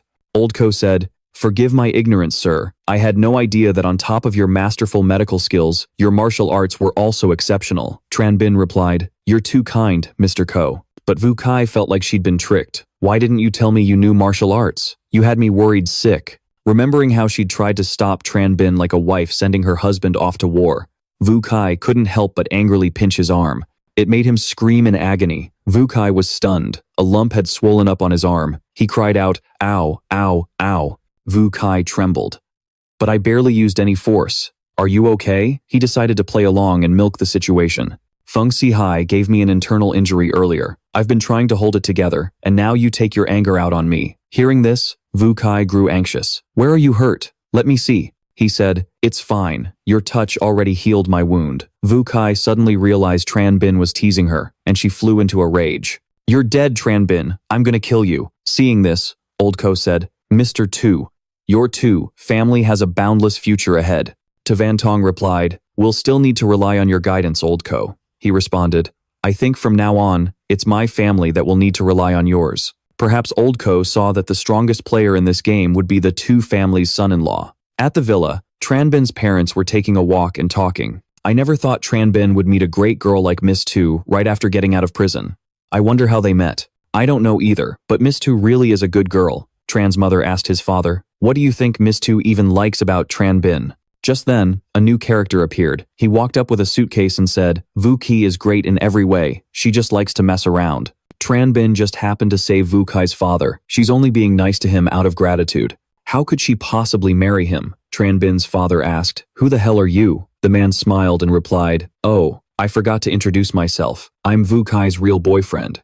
We're childhood sweethearts. As for Tran Bin, if he keeps this up, I'm afraid he'll get hurt. After all, as the old saying goes, people should stick to their own kind. Yep, I can smell a new villain from a mile away, and he reeks of a two-faced schemer. He even pulled out a large sum of money as a warning. Take this and leave. You people don't belong here anyway. This is what's best for everyone. Tran Bin's parents were worried. They had run into another powerful figure. He threatened them. If you wait until I have to force you out, don't blame me for being ruthless. Hearing this, Tran Bin's father got a little angry, and Tran Bin's mother could only weep helplessly. At this time, Tran Bin was still unaware, spending time with Vu Kai. She asked him, How do you know Old Ko? He answered, It was a bit of a coincidence, but I finally got a clue about the spirit brush and the Chu family. Vu Kai said, That's great. That means my dad and your mom can both be cured. Tran Bin patted her head and replied, Old Ko said that Taoist master went out on a medical call recently. He's not sure when he'll be back. She smiled. At least it's a lead. I'll take you back to Panlong Bay first. But after reading a message, he said, Vu Kai, take me back to my old place. Tran Bin returned to his old apartment in the Xingfu district. He opened the door, completely confused about his parents. Why are mom and dad back here? Did they not like it at Panlong Bay? Tran Bin had no idea what had happened. They thought he only had a future because some rich girl took a liking to him for saving her dad. They'd been threatened and came back, fearing they'd cause trouble. His mother said sadly, Son, Vu Kai is a good girl. You can't force her into anything just because you saved her life. Our family and the Tu family are worlds apart. From now on, you should just find a stable job. His father walked away. Seeing how strange this was, he approached his mom. Did someone say something to you and dad? His mother forced a smile. Son, just return the house at Panlong Bay to them. I'm not asking for riches and glory. I'll be happy if you can just live peacefully and start a family. Tran Bin respected his mother's decision. He replied, "Okay, Mom, whatever you say." She said, "Your father found an old army buddy to help ask around about a job for you. Auntie Vuong's daughter Ham Ham also graduated, and you two were childhood friends. If she doesn't mind your past," he stammered, "about that." Suddenly, Auntie Vuong appeared and cut him off. "What's there to talk about? If the kids are both willing, of course I have no objections. I know about Tran Bin's situation, and you can't blame the boy for what happened." Unexpectedly, Auntie Vuong didn't care about the Tran family's current circumstances, and the fact that he'd been to prison. On the contrary, she fully supported her daughter marrying him. She walked over. "Anyway, I only have one daughter, and I don't want her to marry far away. I'll call Ham Ham right now. I'll tell her to come home, and we can all have dinner together tonight." Auntie Vuong quickly pulled out her phone to call her daughter. Meanwhile, Tran Bin asked his mother, "Which Vuong Hum Ham?" His mother smiled with satisfaction. "The girl from the class next door in elementary school, who always used to smile at you." He replied, "Oh, you mean the one who always snatched my handkerchief to wipe her nose in kindergarten? I haven't seen her since I was 5. Mom, stop with the nonsense. I have to see Auntie Vuong tonight." After hanging up, he turned away, looking a bit awkward. Kids these days, they really don't listen anymore. Feeling his phone buzz, he said, "Mom, I gotta take this call." Turns out, it was a call from Master Hu. He was calling to thank him for crushing Feng Tuhai and wanted to treat him to dinner. Tran Bin figured if he stayed home, he'd just get endlessly nagged about Wang Han Han, so he didn't turn down this convenient offer. That evening, at the Gemini Towers, Tran Bin casually walked towards the elevator. Just then, a girl popped out of nowhere, frantically rushing inside. Right before the doors closed, she screamed, "Hold the door, hold the door." Everyone was stunned by this girl's sudden appearance. Her outfit was eccentric, to say the least. The girl hunched over, desperately trying to catch her breath. Even while panting, she managed to speak into her phone. "I'm here. I'm in the elevator now." She asked nervously, "One last time, are you sure? One dinner with him, and my debt is wiped clean?" The girl lifted her head, revealing a ridiculous amount of caked-on makeup. If it wasn't for this disaster, she'd probably be beautiful. Tran Bin wanted nothing to do with this. Listening to the person on the other end, the girl snapped, "I have to be seductive?" Everyone else just stared, bewildered by her bizarre actions. She whipped off her hat, revealing the full horror of her makeup. A young guy nearby had clearly been imagining a hottie under the big hat. Instead, he was so shocked, he broke out in a cold sweat. As her gaze swept across the elevator, every man inside avoided eye contact. "Little girl, are you trying to scare someone off or something? Girls these days don't just ruin their own image for no reason." She pulled out a bottle of perfume and started spraying herself wildly. "You all forced my hand. Don't you dare regret this." Instantly, an overpowering stench filled the air, making everyone either choke and cough or gag in disgust. The woman next to her pinched her nose and frantically slammed the elevator buttons, praying she'd get out of there alive. And sure enough, the second the doors opened, everyone scrambled out like their lives depended on it. Soon, only Tran Bin and the strange girl remained. She looked surprised. "You're not getting out?" Then she asked nervously, "Hey, do I look really hideous right now?" Tran Bin was blunt. "I'm not gonna lie to you," she replied. "Perfect." I was hoping for an honest answer. As he bluntly said, she wasn't pretty. The girl beamed, pleased that her plan was working. Tran Bin stared at her intently, and then it hit him. An image of a little girl from his past flashed in his mind, Wang Han Han. Realizing who she was, Tran Bin blurted out, "Hey, are you?" Wang Han Han turned. "Am I what?"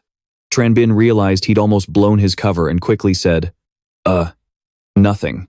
Wang Han Han walked over to a man waiting nearby. The man placed a hand on her back, whispering something in her ear. Tran Bin saw the whole thing. The elevator display showed the 30th floor, but there was nothing there. He thought, "There's no way that Lam Thien Ho got the location wrong, right?" He answered his phone. Master Hu asked, "Mr. Tran, where are you at?" He replied, "I'm on the top floor of the Twin Towers already. This doesn't look like the restaurant you described."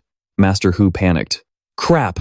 Mr. Tran, I'm over here, in the building across from you." He even stood up and waved. "Mr. Tran, why don't I come over and get you?" Tran Bin looked across. He could clearly see Master Hu. Tran Bin waved back. "No need, I can make it over myself." He then headed for the elevator. But just as he stepped inside, he saw Wang Han Han sprinting towards him. She screamed, "Help, please, help me." Two goons in sunglasses appeared right behind her. They lunged forward and grabbed her by the leg, dragging her away as she screamed and struggled. Tran Bin couldn't just watch, so he made his move. Wang Han kicked at them wildly, losing a shoe in the process, and managed to scramble right into Tran Bin's arms. He instinctively pulled her in to protect her. Just as one of the goons lunged again, the elevator doors slammed shut. His arm was still stretched out towards Wang Han. The goon yanked his hand back just in time. Wang Han finally broke down, tears streaming down her face. Remembering her earlier stunt, he offered her a handkerchief. So, I take it the plan backfired? She took it and began to explain. A while ago, I was foolishly tricked, and now I'm stuck with a massive debt I can never pay back. Tran Bin was stunned. He though, damn, it really is Wang Han, she continued, full of grief. Then someone gave me a tip. They said if I could just have dinner with this one boss, he might be able to help me solve my problem. He said, isn't there a saying, you can't turn back time? Wang Han wailed. Of course I know that. That's why I went out of my way to look as hideous as possible. I even chose the ugliest outfit I could find. But who knew? Tran Bin guessed that he wouldn't care and might even be turned on by it. Wang Han wiped her tears away, snapping, do you have an ounce of sympathy in you? She took a deep breath. Long story short, I clocked the guy in the head with my high heel and made a run for it. He laughed. Didn't see that coming. You're a real firecracker, aren't you? You're so tough, you'd make a gangster blush. Annoyed at being teased, she raised her fist. What the hell is that supposed to mean? But then, she suddenly realized something. Wait, why does this guy look so familiar? Tran Bin suddenly whipped around. She asked, what is it? As she looked at the rattling elevator doors. He knew people were waiting outside, itching to get their hands on them. Tran Bin grabbed Vuong Ham. Well now, looks like they got here faster than I thought. Maybe I should just hand you over? Vuong Ham said nervously. So you're not a good person after all. Tran Bin gave a sinister laugh. Heh, you got that right. The look on his face drained the color from hers, making her tremble. She quickly backed away from him. The elevator doors opened, revealing 3 men waiting. The one in the middle was dressed differently. He was probably the boss. He sneered. Impressive. I was wondering where you got the guts to run. Turns out you had backup. But Tran Bin didn't waste time with words. He stepped forward and sent the guy's head spinning with a slap. The man clutched his face, seething with rage. All of you, get him. I want this bastard dead today. His goons moved in with clubs. Tran Bin pushed Vuong Ham aside, saying, stay out of the way. As they lunged with their clubs, they were stopped cold by Tran Bin's shield. It didn't matter what their clubs were made of. They all bent on impact with his protective barrier. They even lost their grip, smacking themselves in their own heads. Tran Bin advanced menacingly and grabbed the fat man's arm. He asked grimly, a minute ago, you said you wanted me dead, right? The fat guy broke out in a cold sweat, stammering out a shaky threat. You, don't get cocky. My family are major shareholders in this hotel. We're with Toongia Hall. Tiger Lord will never let you get away with this. Toongia Hall again. What this fatso didn't know was that Tiger Lord was actually our protagonist's subordinate. He pulled out his phone and made a call. I'm across from the 19th floor. You have 3 minutes to crawl over here. No elevators. Or else. Tran Bin tightened his grip on the fat man's arm, forcing him to his knees, screaming for his mommy. As ordered, Tiger Lord immediately rushed over with more of his men. By the time he arrived, Tran Bin was the only one standing in the chaos. The others were all sprawled on the ground. Tiger Lord ran up. My lord, your subordinate is late. Tran Bin said nothing, just kicked him in the leg. Are these your people? Tiger Lord dropped to one knee, clutching his leg. My lord, this is my failure in management. Tran Bin ruthlessly stomped on the fat man's leg, making him shriek in pain. Tiger Lord, take a good look. What kind of garbage have you filled your Toongia Hall with? Tiger Lord bowed his head in silence. Tran Bin looked completely fed up. I don't care how you and Toongia Hall used to run things, but from today on, I don't want to see this crap happen again. Understood? Tran Bin's aura flared, the image of a mighty golden dragon appearing behind him. Tiger Lord turned pale with fear. Your subordinate understands. After I return, I will immediately establish new rules and kick out all this rotten filth. Tran Bin scooped up Vuong Ham and said, that's your problem. Tiger Lord replied, I will be sure to give you a satisfactory answer. Tran Bin then carried Vuong Ham out of the Gemini building. Once they were on the street, he spoke up. What's wrong? Still pretending to be asleep. Should I take you home then? Vuong Ham's eyes, which had been squeezed shut, flew open, and she jumped out of his arms. He asked, when did you realize it was me? Tears welled up in Vuong Ham's eyes. It was when they attacked. I was so worried. Brother Tran Bin, are you hurt? Tran Bin, on the other hand, calmly draped his jacket over her, Relax, it's over now. So tell me, what in the world was that all about? Vuong Ham Ham stammered. Brother Tran Bin, you absolutely cannot tell my mom. She would kill me. It's all because of a 1 million yuan debt. If I don't find a way to pay it back, they'll come after my mom, Tran Bin asked. Hold on, I thought you just graduated. How did you borrow that much money? Overwhelmed, Vuong Ham Ham collapsed onto the sidewalk, burying her face in her hands and sobbing. Through her tears, she explained, it was my college boyfriend. He lied about starting a business and used my ID to take out loans. Then he just vanished. Her heartbroken cries were giving Tran Bin a massive headache. He thought to himself, this is exactly what happens when you love blindly. He crouched down in front of her. All right, that's enough. Stop crying. 1 million isn't a small amount, but it's not a huge sum either. She wiped her tears and asked, Brother Tran Bin, do you have a plan? The young man was brutally honest. Nope, I just got out of prison. What could I possibly do? Of course, he was just messing with her. Half the big shots in Hongcheng City were already his connections. 1 million is chump change for him. Just pay it for the girl already. He asked her seriously, do you really want to know? Vuong Ham Ham nodded frantically. Tran Bin leaned in and whispered, the solution is to find another bald guy. Tran Bin immediately took off running. Vuong Ham Ham raised her fist and screamed in frustration, Tran Bin. Meanwhile, at Tran Bin's house, his parents and Auntie Vuong were chatting and laughing happily. That's when Tran Bin walked in with Vuong Ham Ham. They all stared at the young couple, completely stunned.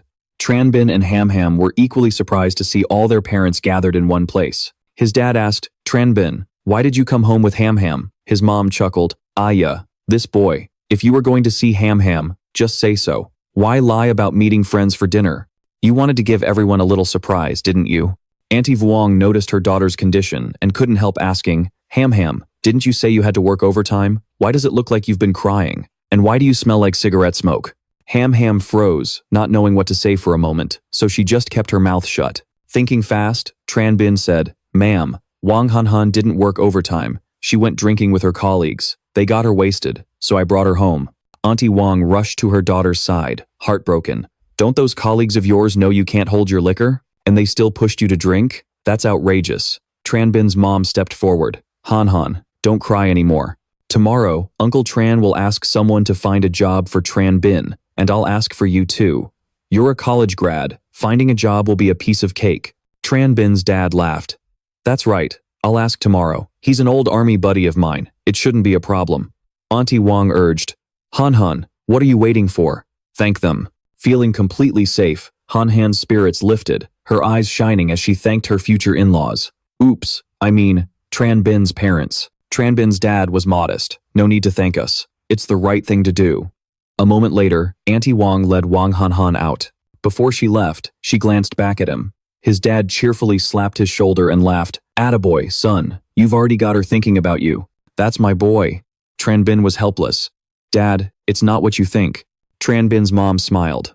All right, get some rest. We have to visit Uncle Tan tomorrow. Meanwhile, in a luxury apartment building, Tan Fuk Hai suddenly pulled out an old military uniform. He stood in front of the mirror, adjusting it. His daughter, Ton Chio Man, who was scrolling on her phone, looked up and asked, Dad, why are you pulling out that old uniform from decades ago? Meeting an old army buddy? His wife came out, looking hopeful. Old Tan, which comrade is it this time? I heard some of them have made it big. If they can help out, maybe the company can pull through this crisis. Old Tan said, this time, it's my squad leader. I haven't seen him in years. Don't you dare mention our problems to him. His wife came over to fix his collar, casually adding, he's the old squad leader who saved your life, isn't he? I heard he got a government job after he retired. Old Tan glanced at his wife's expression, then shot a look at his daughter, Chio Man. We have guests coming over. Is that how you're going to dress? Hearing that, his daughter got up and turned away. She even stuck her tongue out at him. Yeah, I know. Just then, the doorbell rang. Old Tan's face lit up. They're here! He rushed to open the door. The Tran couple stood waiting outside. Seeing his old friend, Old Tan was overjoyed. Squad leader! Man, I've missed you. It's been years, and your hair's already turned all white. Seeing his old friend in uniform, Tran's father laughed and clapped him on the shoulder. You rascal, you've put on some weight, but you still dare to wear the uniform. Old Tan's eyes shifted to Tran's mother, so Tran's father made the introduction. This is my wife, Duong Hong An. She fell ill a few years ago and lost her sight. Tran's mother smiled in return. Tran's father then pulled Tran Bin forward. This is my son, Tran Bin, he politely greeted. Hello, Uncle Ton.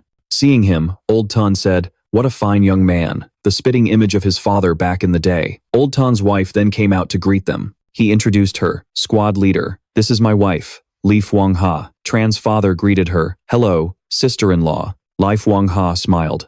Hello, big brother. Hello, sister-in-law. Please, come in and sit. What are you all doing standing in the doorway? Everyone went inside and sat down. Ton Xiaoman emerged, and Old Ton introduced her right away. Squad leader, this is my daughter, Ton Xiaoman, he called out. Xiaoman, aren't you going to greet Uncle Tran? With a pout and a disdainful tone, she forced out, hello, Uncle Tran. Her expression was enough to make her father's blood boil. His face darkened. This child. Tran Bin glanced at the two, a father trying his best to discipline, and a daughter who refused to listen. Tran's father stepped in. All right now. Fuk Hai, you're too old to get angry so easily. Thinking about her family's struggling company, Li Fuang Ha tactfully asked, Brother Tran, you joined the government after your service. You must be a high-ranking official by now, right? Tran's father looked ashamed. Ah, Fuk Hai, I won't beat around the bush. I got on the wrong side of someone, so I was fired. Ton Fuk Hai asked, Squad leader, what the hell happened? Tran's father replied, it's all in the past now. Tran Bin was framed and just got out of prison. I was hoping you could help the boy find a job. It doesn't matter how hard or tiring it is. Hearing this, the expression on Li Fuang Ha's face changed instantly. So the distinguished guest was just a fired old man with a son who was an ex-con. She sneered. An ex-convict fresh out of jail? What company would dare hire him? Ton Fuk Hai erupted. Shut your mouth, Tran's father said. Fuk Hai, if it's too much trouble, let's just forget it. He replied. Squad leader. It's not that I won't help, but my company might be on the verge of bankruptcy. I'm afraid I'd just hold Tran Bin back, Tran's father said. I had no idea. I'm sorry to have troubled you, but what kind of difficulties are you facing? Old Ton explained. The other party defaulted on a huge debt, causing a cash flow crisis I can't solve right away. As for Tran Bin, he glanced at Ton Xiaoman. I'll have Xiaoman ask around at her company. She works for a major corporation. Even an entry-level position, there would be a good opportunity. Hearing that, she scoffed. Dad, I'm just a newbie there. How could I possibly have that kind of pull? Ton Fuk Hai knew his daughter all too well. He asked, Isn't your boyfriend, Doi Chivien, the sales director? He can't even arrange a job for one person? This is settled. If Toi Chivien doesn't even have that much ability, then I don't think you two are suitable for each other. This was an ironclad order. He was forcing Tun Xiuman to find Tran Bin a job, no matter what. She fumed with rage. Dad, how could you? In the end, she stormed off. Ton Fuk Hai turned and said, Squad leader, knowing her, you can't blame her. Tran's father replied, Fuk Hai, I'm sorry for the trouble. I've got to run, I won't keep you. The two old comrades shook hands. Fuk Hai even promised they'd grab a drink with Tran's father another day. Li Fuang Ha let out a sigh. As he was leaving, Tran Bin turned back and asked, By the way, Uncle Ton, what's the name of that company that owes you money? He answered, It's Fuk Dian Jewelry. Do you know someone there? Tran Bin replied, No. I just want to try and get that money back for you. The uncle said, I appreciate the thought, kid, but don't do anything foolish. Hearing this, I just had to sigh. If only he knew that his nephew was now a hidden powerhouse in Hongthon, the son-in-law of the Tu family, with the Tungia Guild in his pocket, and a good friend of Old Ko. On the way back in the car, his father kept telling Tran Bin, Your Uncle Ton is a really good man. If you find a job tomorrow, you better work hard for me. He glanced at his parents and replied, Dad, I know. He then opened his phone to a text from Vuong Ham Ham. Tran Bin frowned. His mother worried, seeing that her son had barely secured a job while Ham Ham was still unemployed. But what about that poor girl, Ham Ham? Tran Bin read the urgent text message. The loan sharks were back again. She was scared her mom would find out and didn't know what to do. After reading it, he said, Mom, Dad, I'll talk to Ham Ham later. Besides, once I get into the company, there will definitely be opportunities for her. Relieved, Tran's father put an arm around his wife and said, I suppose that's the only way. Tran Bin texted Ham Ham, a solution. Meet them outside first. Don't let Auntie Vuong see them. I'm almost there. Make sure you stay safe. As Vuong Ham Ham was reading the text by the roadside, the debt collectors closed in on her. The leader spoke up.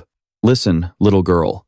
If you don't pay up today, I'll have to start taking valuables from your house to cover the debt. A group of thugs surrounded the helpless girl. She trembled. I really don't have the money. Please, can you just give me 2 more days? The thug moved closer. 2 more days? Vuong Ham Ham backed away in fear. He smirked. Well, that's not impossible.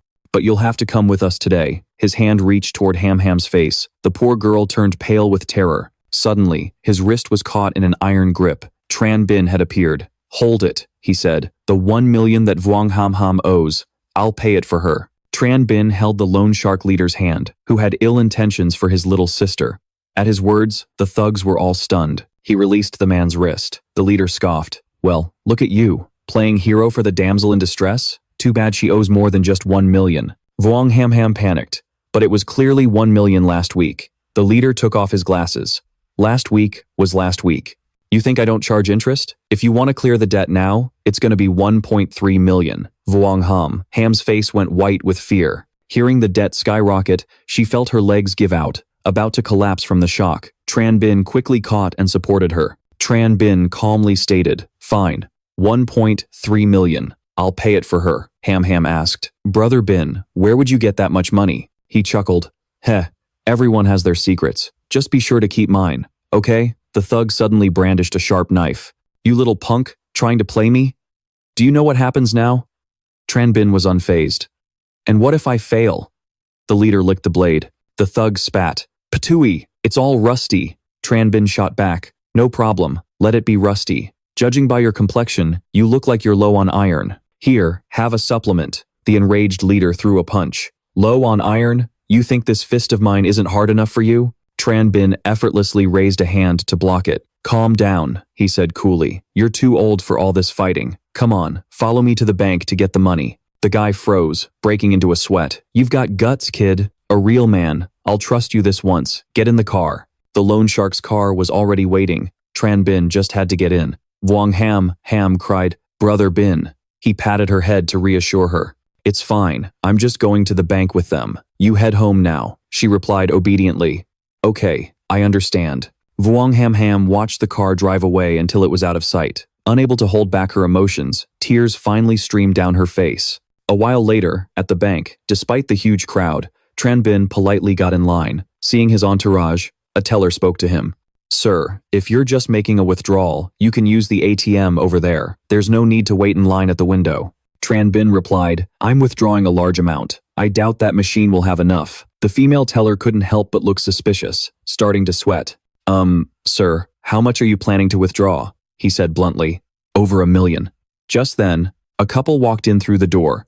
The woman took one look and recognized him. Hey, Tran Bin. Hearing his name, he glanced over. It was Li Dongmai, from his middle school days. She asked loudly, I heard you went to prison. When did you get out? Hearing this clearly, the teller took a few steps back, away from Tran Bin.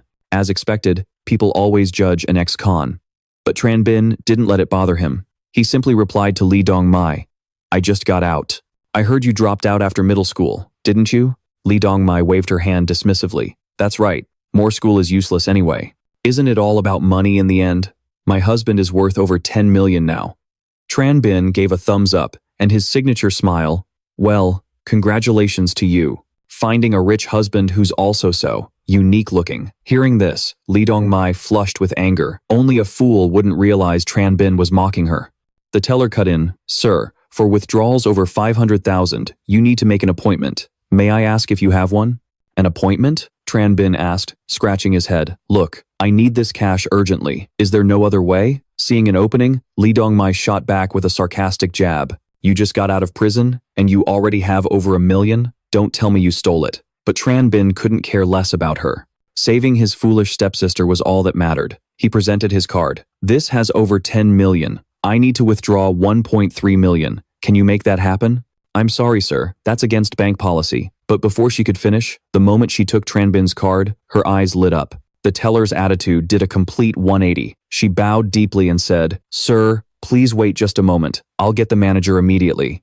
The teller rushed away. Looked like she'd landed a VIP client. Li Dongmai, now less confident, asked, You really have that kind of money? Tran Bin replied coldly, What's it to you? The manager himself came rushing out. Sir, my apologies for the delay.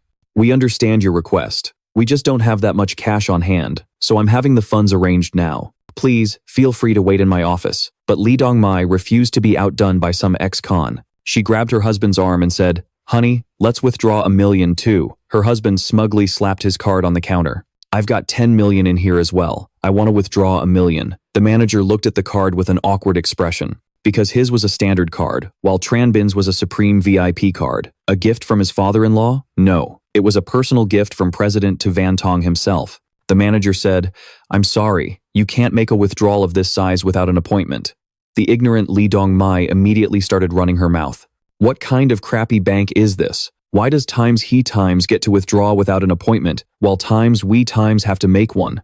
I'm reporting all of you. The manager wiped sweat from his brow. Sir, this gentleman is our Supreme VIP. You two are just regular customers. Of course, there's a difference. Li Dongmai completely lost it, refusing to accept reality. No way. Absolutely no way. He's just a criminal fresh out of jail. How the hell could he be your Supreme VIP? The manager wasn't about to waste his breath on an idiot. He simply held up Tran Bin's card. This is a custom card from the Tu family, the wealthiest family in all of Hong City. Do you really think you can compare? Security. Drag these two out of here for me.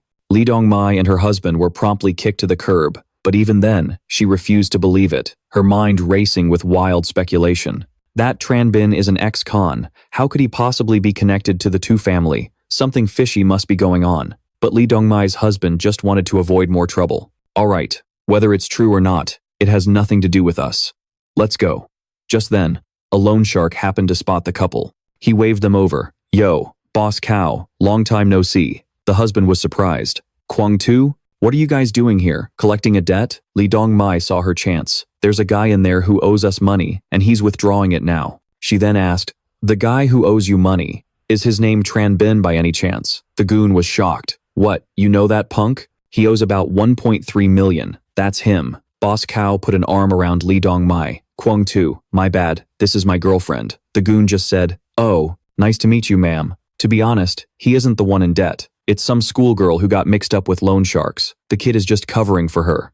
Being a nosy snake, Li Dongmai whispered. Loan sharks, you say? You should really jack up the interest. That guy's loaded. He's got over 10 million. Kwang Tu recalled what Tran Bin looked like and gave her a doubtful glance. Are you sure? That kid didn't look rich at all. Li Dongmai scoffed. Not just any rich guy can pull out $1 million in cash like it's nothing. Hearing this, Kwang Tu signaled his crew. All right, boys, follow me. Just then, Tran Bin walked confidently out of the bank, carrying a suitcase full of cash. Was he getting robbed already? Whoops, technical error. It was just Kwang Tu and his gang of debt collectors. Tran Bin tossed the suitcase of cash right at the thug's feet. Kwang Tu, he said, 1.3 million. It's all there, down to the last penny. His lackeys opened the case, the dazzling sight and smell of money filling the air. Kwang Tu smirked. After hearing Li Dongmai's tip, he decided to get greedy. Sorry, kid, I'm afraid 1.3 million isn't going to cut it anymore. I just recalculated the interest. The new total is 2 million. Li Dongmai chimed in from the background. Yo, Tran Bin, don't you have 10 million? Just cough up a little more to make it 2 million. The moment he saw Li Dongmai, Tran Bin knew exactly why the price had suddenly gone up. His expression turned to stone. You don't want it then? Fine, I'll just take it back. Tran Bin started to walk forward. He bent down to pick up the suitcase, but Kwang Tu slammed his foot on it, thinking his numbers gave him the right to bully him. Listen, kid, now that the money's out, what happens next isn't up to you anymore.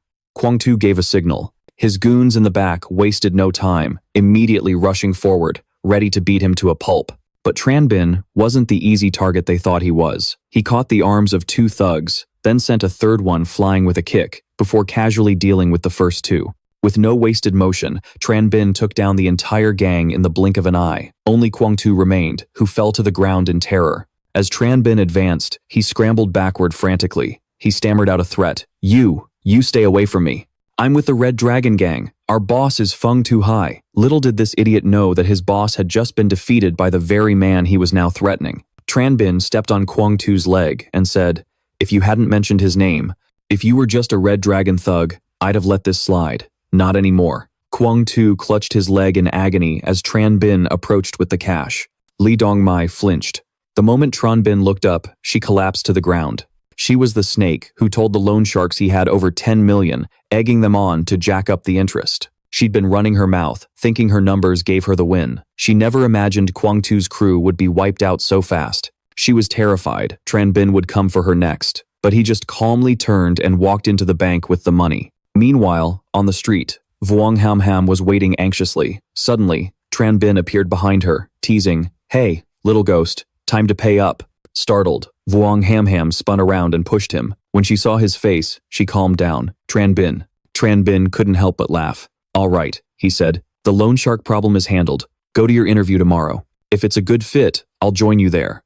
Vuong Ham Ham replied, "Tran Bin, after everything, how can I ever repay you?" Meeting Tran Bin was a miracle. Without him, that debt would have completely ruined her life. He warned her, "You need to be way more careful picking a boyfriend next time.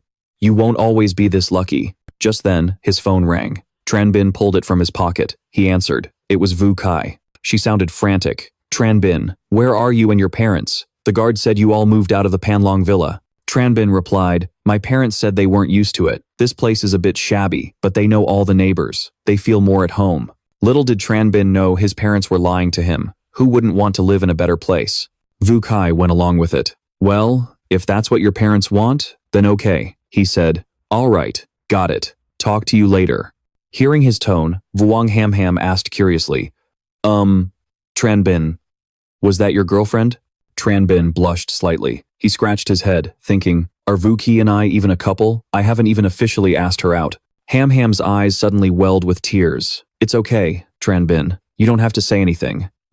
My mom's waiting for me, so I won't bother you." She suddenly turned and ran off. Tran Bin wondered, could it be that Ham Ham? That morning, Tran's mother prepared his suit for the interview. The suit made him look incredibly sharp. His mother said wistfully, "This suit. I bought it for your wedding 3 years ago. I never thought in the end." Tran's father cut in. "That's enough. What's past is past. Tran Bin, do your best at the interview today." He adjusted his tie and calmly replied, "I will, Dad." Just then, his father's phone rang.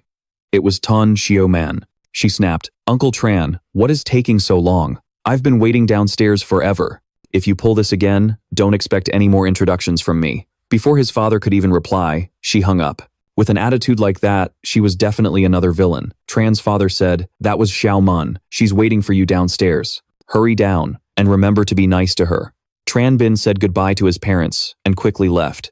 Down at the Xing Fu complex, Tan Chioman was waiting, pinching her nose and speaking with utter contempt. "What is this dump? It stinks. I can't believe people actually live here." He walked up and said politely, "Sorry to keep you waiting." She shot back, "If it weren't for my dad, I wouldn't have even bothered. And what in the world are you wearing?" He forced a smile. "I bought it 3 years ago. The style's a bit dated, but it's brand new, never been worn." Tan Xiaoman walked to her car, her voice dripping with scorn. "New? Who cares? Nobody wears suits like that anymore." She got into the driver's seat. "Whatever, just get in." Tran Bin opened the passenger door to get in. She immediately stopped him. "Get in the back. Not just anyone gets to sit in my front seat." Tan Xiaoman bit her lip, acting as if she were the victim, having to deal with people like this. Tran Bin sighed wearily. She suddenly slammed on the gas, and the car peeled out. Tran Bin was about to speak, but she cut him off. "When we get to the company, don't you dare say you know me, and don't expect any help. Just getting you this interview was the best I could do. Whether you pass is on you." She glanced at him in the rearview mirror. Tran Bin stared out the window and quietly replied, "Okay." The car pulled up in front of the Tamvu Daily Chemical Company. Tran Bin recognized it instantly. Tamvu. "Isn't this Vu Kai's family business? It couldn't be such a coincidence, could it?" he asked. "Just to be sure. This is an enterprise of the Su family, right?" Tun Xiao Man replied, "So you're not completely clueless. Tamvu Daily Chemical belongs to the Su conglomerate, the richest in Hongthon City. They don't let just any riff-raff in." So it was true. He'd stumbled right into his crush's family company, he thought modestly. If Vu Kai finds out, I'd better not tell her yet.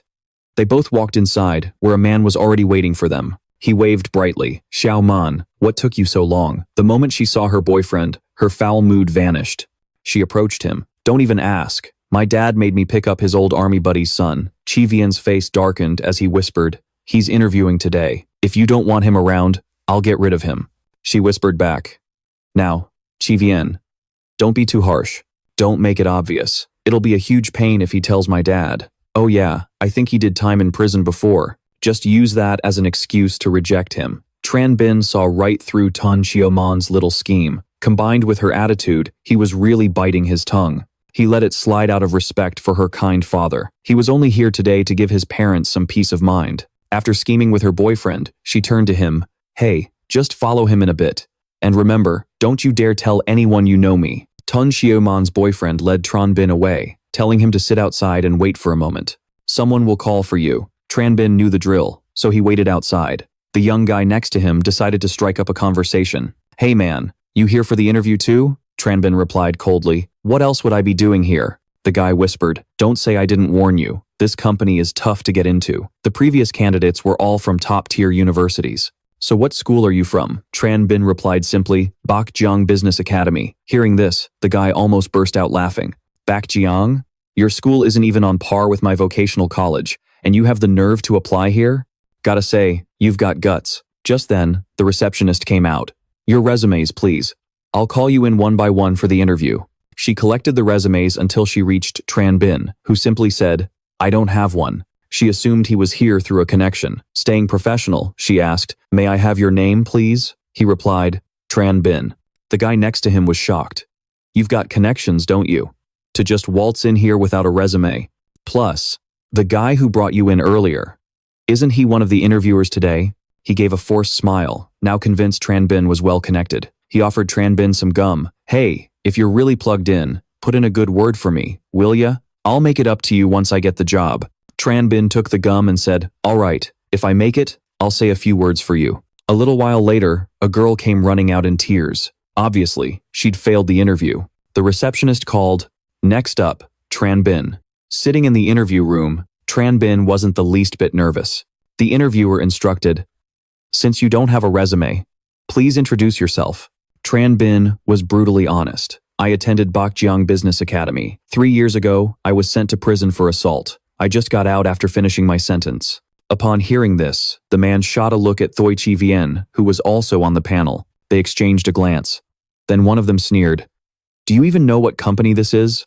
An ex-con, fresh out of the slammer, dares to show his face here?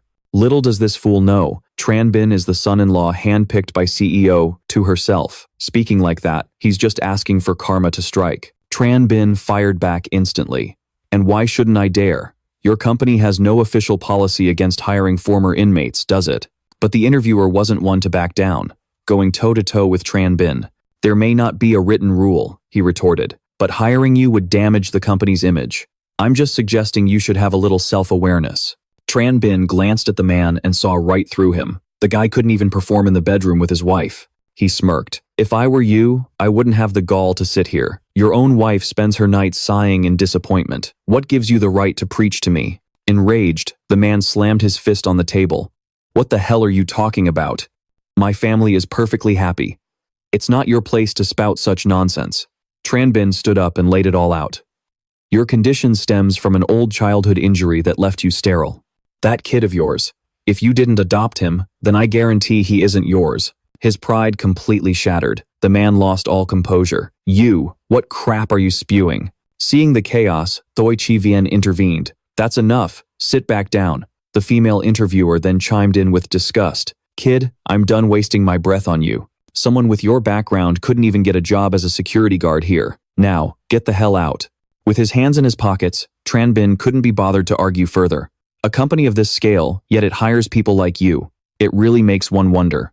As Tran Bin walked to the door, a man blocked his path. You're Tran Bin? He asked. Tran Bin didn't realize this man was his rival in love. Tu Vu, Kai's childhood sweetheart, and the one who had kicked his parents out of Panlong Bay. He could clearly sense the hostility from this guy, but he was sure they had never met before. Thoi Chi Vien quickly called out from behind. Director Hin. Without another word, Director Hin made a decision. Tran Bin was staying. But Director Hin, Thoi Chi Vien protested. He's a felon. Director Hin frowned. Are you telling me how to do my job? Thoi Chi Vien immediately backed off. Wouldn't dare, sir. Director Hin then walked away, leaving Thoi Chi Vien in disbelief. He'd planned to reject Tran Bin, but somehow the kid knew Director Hin. Tran Bin then asked, He's the general manager of Tam Vu Daily Chemicals, right?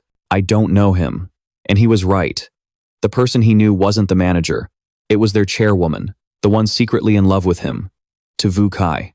Thoi Chi Vien rubbed his temples. This is so bizarre. Never mind. Just go complete the hiring paperwork for now. I'll handle the rest. Someone's arranged to show you around. That kid who asked for a good luck charm earlier runs up to chew you out. You're actually an ex-con? Why didn't you say so? What awful luck. dealing with this crap first thing in the morning. If I don't get hired, it's all your fault. A female employee steps out.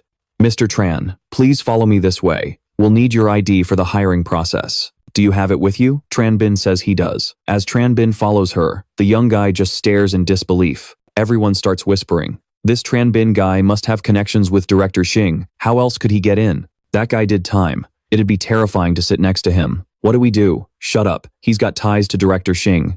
Watch out, or you'll be in for it. Tun Chio-man walks over. What's all this? Don't you want to work anymore? A coworker replies. Xiao Man, your sales department actually hired an ex-con. I heard he's connected to Director Xing. As soon as she hears this, Tan Chio-man realizes her coworker is talking about Tran Bin, so he actually got hired. But the plan was to reject him because of his prison record. Since things didn't go as planned, she grinds her teeth in anger. How could that guy possibly know Director Xing? He probably just got damn lucky. I'll have Director Thoi ask about it later. But at that moment, Thoi Chi-Vien himself brings Tran Bin to the office. Welcome to our sales department.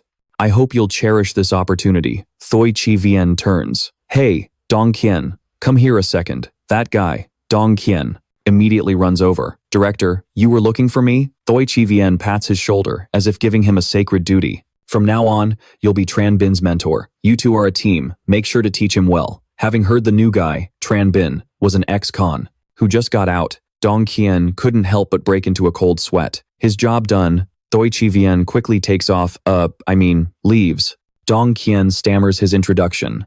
Big bro, my name is Truong Dong Qian. Please guide me. He was probably so scared that he forgot he was supposed to be the one guiding and helping Tran Bin. Seeing the undisguised fear on Truong Dong Qian's face, Tran Bin had already expected this. He asks, I'm not gonna eat you. You've heard some things, haven't you? Truong Dong Qian freezes, thinking maybe the rumors were overblown. He asks, Big bro, you don't really seem like a bad guy. So why were you in prison? Tran Bin doesn't hide it. It's a long story. Long story short, I pissed someone off over a woman who wasn't worth it and got framed for 3 years. Truong Dong Qian understands now and looks at him more favorably. Big bro, you were totally framed. Oh right, there's something I have to tell you. Our team, I'm afraid in a few days, it's going to be disbanded. Tran Bin is curious. Didn't he just get hired? He asks. What's going on? Truong Dong Qian explains. The last salesperson left behind a huge mess, a pile of uncollected debts. If we can't handle it this month, we'll all be fired. Tran Bin flips through the files, then slams the stack of paper down. The loud noise catches Truong Dong Qian's attention. Big bro, what is it? Tran Bin speaks his mind. It's nothing. I'm just wondering why there are so many outstanding debts. What the hell is the general manager doing? Truong Dong Qian replies, Big bro, I shouldn't say this, but these debtors are a real pain to deal with. I'm afraid we can't collect from them on our own. Tran Bin reassures him. Don't worry, we'll get back every single penny. We'll find a way. Truong Dong Qian doesn't understand Tran Bin's confidence and just nods vaguely. With Tran Bin here, any problem can be solved. In this city, if he revealed his true identity, who would dare to challenge him? It's just that the author is a real prick, torturing us by making him get looked down on again and again, which just pisses us off and makes us frustrated for Tran Bin. Damn, even I'm getting mad reading this. That afternoon, at the office, Ton Chie-man approaches. She says, Tran Bin, company tradition. New hires have to treat everyone to a meal. So, where are you taking us? Tran Bin looks up, wondering about this bullshit rule. Truong Dong Qian passes by and sees this. Brother Tran, it's an old tradition in sales. I had to spend over 10,000 when I started. If you don't play along, everyone will shut you out. Thoi Chi-Vien also speaks up. Tran Bin, you're in the sales department now, so you follow the sales department's rules. These are the rules I established when I became the director here. No wonder the rule is as messed up as Thoi Chi-Vien himself. Tran Bin clicks his tongue. Tsk. The rules times you time set. Sorry, but I'm broke right now. Besides, you're all company elites. You wouldn't act like beggars demanding a free meal from me, would you? Everyone is stunned. Tran Bin's words were a massive slap in the face. Without another word, he walks right past Thoi Chi-Vien. The man grinds his teeth, seething at Tran Bin. Later, Thoi Chi-Vien and Ton Chio-man are at a restaurant. There's something he can't figure out. Thoi Chi-Vien asks, Xiao Man, what's the real relationship between your father and Tran Bin's family? How did that guy even get into our company? And your dad even threw a party for him. Tun Xiaoman replies. He's just an old army buddy he hadn't seen in a long time. Chi Vian scoffed. An old colleague. Does he even matter? Tun Xiaoman snapped. Can you just drop Tran Bin's name already? He's just a headache, Chi Vian replied. You think I like talking about him? The very sight of his face makes me sick. Enjoy it while you can, buddy. You've got a lot more disgust coming your way. These two are seriously clueless. They didn't even notice Tran Bin standing right behind them. Guess that's what happens when you're that oblivious. Ton Xiaoma said, I think we can just fire him whenever. Chi Vian replied, don't say that at the office. Then he added, don't worry. Suddenly, Tran Bin's voice cut in, making them go pale. Yeah, don't worry, he's a pretty good actor. The second the elevator doors opened, the two bolted out like they'd seen a ghost. Tran Bin just smirked. Chi Vian walked up to a room. The moment he opened the door, he saw Ton Chiaman's parents and Tran Bin's parents. He knew of them, but had never met them before. He said, hello, uncle, auntie, and you two are? Just then, Tran Bin walked in, and Chi Vian's expression froze. You told my mother? Chi Vian also piped up, hello, uncle and auntie. Li Fuangha said cheerfully, Chi Vian, come and sit down. We're all family here, no need for formalities. Chi Vian and Ton Xiaman took their seats. Father Ton remembered the job Tran Bin landed and said, Chi Vian, my boy, thanks to you, I got to brag to my old boss. Tran's father laughed. Fukai, you're too kind. I was the one asking for your help. What? Ton Xiaman had forgotten she told Chi Vian to sabotage Tran Bin just that morning. The position Tran Bin got was all thanks to his rival, Mr. Hin. Yet she was shamelessly trying to take the credit. That's right, if it wasn't for. But before she could finish, she caught her father's furious, wolf-like glare and quickly shut her mouth. Nicely done. Uncle Tun gives you a thumbs up for that. Suddenly, Tun Fukhai's phone chimed. After reading the message, he couldn't hide his excitement. This is a day of double blessings. The debt from Fukdu Decoration has been fully paid. The owner himself practically begged our finance department to accept it. Based on the description, it was obvious only Tran Bin could have handled it. You could see the joy all over Tun Fukhai's face. But some people just have to push their luck. Ton Chiman signaled to Chi Vian, didn't you say you know Boss Tiger from the Ju Yi Hall? You're the one who did this, aren't you? She grabbed his hand, filled with pride. I knew it. Meanwhile, that loser Chi Vian was just staring blankly, completely clueless. He didn't have that kind of power. But with both families watching, Chi Vian couldn't afford to lose face. Even if he didn't do it, he had to take the credit. Oh, is that so? I just briefly mentioned it to Boss Tiger. He then told Ton Fukai confidently, Uncle, if your company has problems again, just come to me. Hearing that, Tran Bin almost choked. Since when did this punk get to take credit for his hard work? He thought to himself, this guy is a real piece of work, shameless enough to claim anything. Ton Fukai actually fell for it, wanting to entrust his daughter to Chi Vian. The company will be counting on you from now on. I only have one daughter, my dear Mon. Soon, everything I have will be yours. Ton Xiaman hugged Chi Vian, overjoyed. And just like that, he was already picturing a grand wedding, with Tun Fukhai handing him the keys to the family vault. The Tun family's entire massive fortune, all his. He imagined opening their vault to see piles of glittering gold. He'd dive right in, so that's it. He was only after their money. No wonder he put up with Tun Xiaman's awful personality. One arrogant and condescending, the other a shameless gold digger. Tun Xiaoman and Chi Vian really were a match made in hell. But Tran Bin's sudden laughter shattered their little fantasy. Tun Xiaoman slammed the table. What the hell are you laughing at? Tran Bin replied, oh, nothing. I just remembered a funny story. Tun Fukhai, confused, asked, oh really? Well, let's hear it then. Tran Bin stood up, smiling. On my way here, I saw an orangutan and a piglet putting on a street show. The pig didn't care about a thing in the world, except for madly guzzling down swill. Tran Bin walked up behind Chi Vian as he continued. Seeing this, the orangutan started copying it, oinking and squealing for swill just to make people laugh.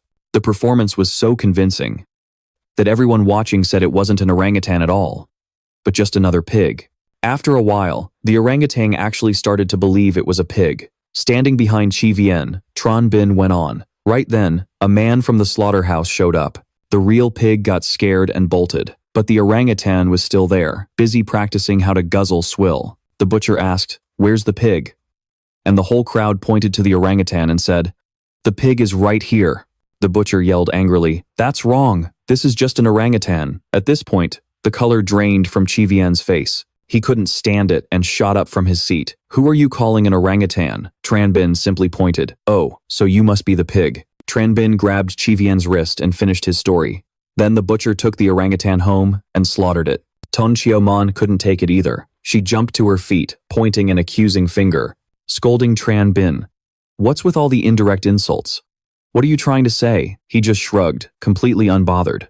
"Nothing." Doi Chi Vien shot back. "Tran Bin, you passed your interview today, but instead of treating everyone to dinner like you're supposed to, you went off to watch some sideshow." Hearing this, Tran's father asked him, "What the hell is going on?" Tran Bin replied, "Dad, I don't really know them. Why should I waste my money?" Tran Bin's father snapped, "Shut up, they helped you. Don't you even understand the simple courtesy of returning a favor?" Tran Bin couldn't be bothered to explain. How exactly did Toi Chi Vien help him? What did Ton Chio Man do? It was just a bunch of old-timers trying to get the new guy to pay for their dinner. His father clearly couldn't see the truth and just assumed he was wrong. Even the credit for saving Fuang Dio's jewelry had been stolen by someone else. Seeing his old friend was so angry, Tun Fukai stepped in. "Old class president, don't get mad. Tran Bin was just trying to save money. At worst, this meal's on me." Toi Chi Vien, pretending to be reasonable, suggested, "It's no big deal. How about you make it up to us after dinner?" Tan Fukai said, Good. You're both young. Just share a drink and let this all go." Toi Chi Vien raised his hand.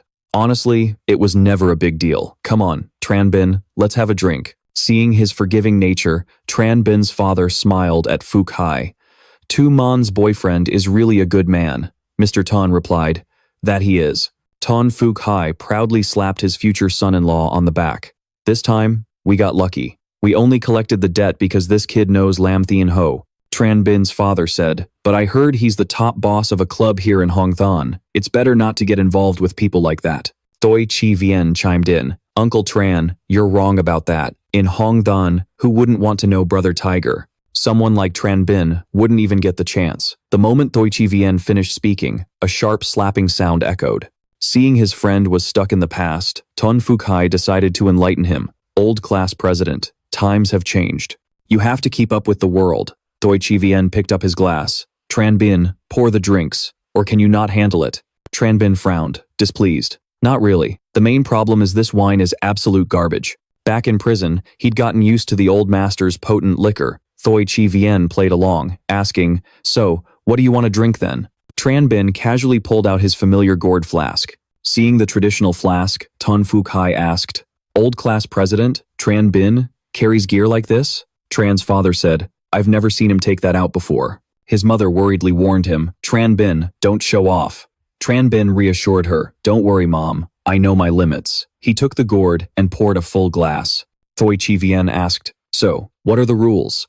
Tran Bin downed the full glass in one go and set it down. "No rules. Just bottoms up."